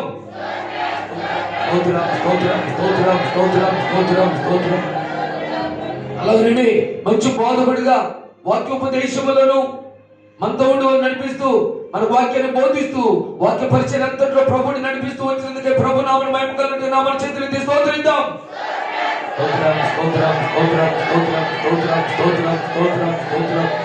ఈ సావాసంతుల సేవకులు ఉన్నటువంటి సండే స్కూల్ బిడ్డలు, పురుషులను స్త్రీలు ధైర్యపరిచి మాట్లాడే వారిగా, ఉపదేశించు వారినిగా, ఒక్కొక్కరు బోధకులుగా మారాలి కనుక ప్రభు కృపతో స్త్రీలను పురుషులను ఆ విధమైనటువంటి బోధకులుగా తీర్చిదిద్ది బలమైన ఆత్మతో నీవు నడిపించమని ప్రభు నామని స్తోత్రిద్దాం. ప్రభువును ప్రేమించి మనకి ఇచ్చిన మంచి వాతావరణం ప్రభు నామని స్తోత్రిద్దాం. కరెంట్ విషయంలో, మరి సౌండ్ సిస్టమ్ విషయంలో, సంగీత సేవలో ప్రభు నడిపించేందుకు ప్రభు నామని స్తోత్రిద్దాం.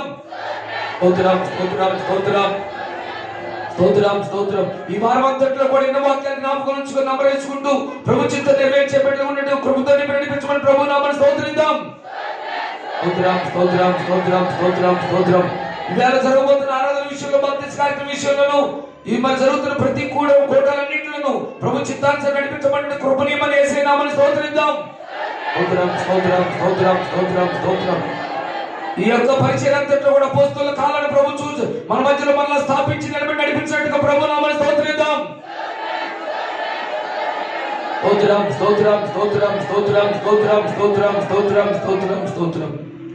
ప్రార్థించుకుందాం బిడ్డరా. మనం ప్రేమించి మనకి ఇచ్చిన దైవ విజయాలను ఈ తరాన్ని పట్టుకునే వారికి ప్రభు వాడుకున్నట్లుగా, బలపరిచినట్లుగా, బలమైన సాధనాలు వాడుకున్నట్లుగా వాక్యం మాట్లాడుతుండగానే అందరూ పాపులమని కింద పడి మరి గుండెలు బాదుకొని ఏడ్చే కృపతో ప్రభు నింపినట్లుగా, మారుమనసు పొంది బాప్తిసం పొందే కృపతో నింపినట్లుగా బలమైన సాధనాలుగా దేవుడు తన దాసుని అంత్య దినాల్లో, గడవరి దినాల్లో ప్రభు వాడుకొని ఇక్కడ నడిపించినట్లుగా మీ అందరూ ప్రార్థన నాకు అవసరం కనుక దయచేసి ప్రేరేపించబడుతున్నారు. ఒకరు ప్రార్థించండి.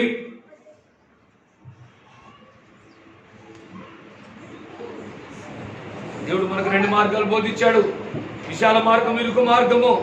ఏ దారిలో నువ్వు ఆలోచించుకొని చిన్న ప్రార్థన చేసుకుందాం.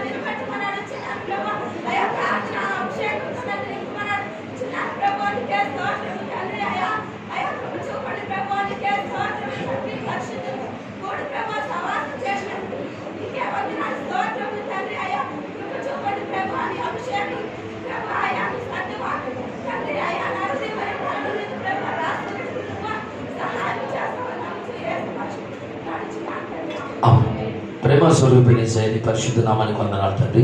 నిన్న మాటలు గుండెగా దాచుకుని ప్రకారం చేయడం కృపనండి.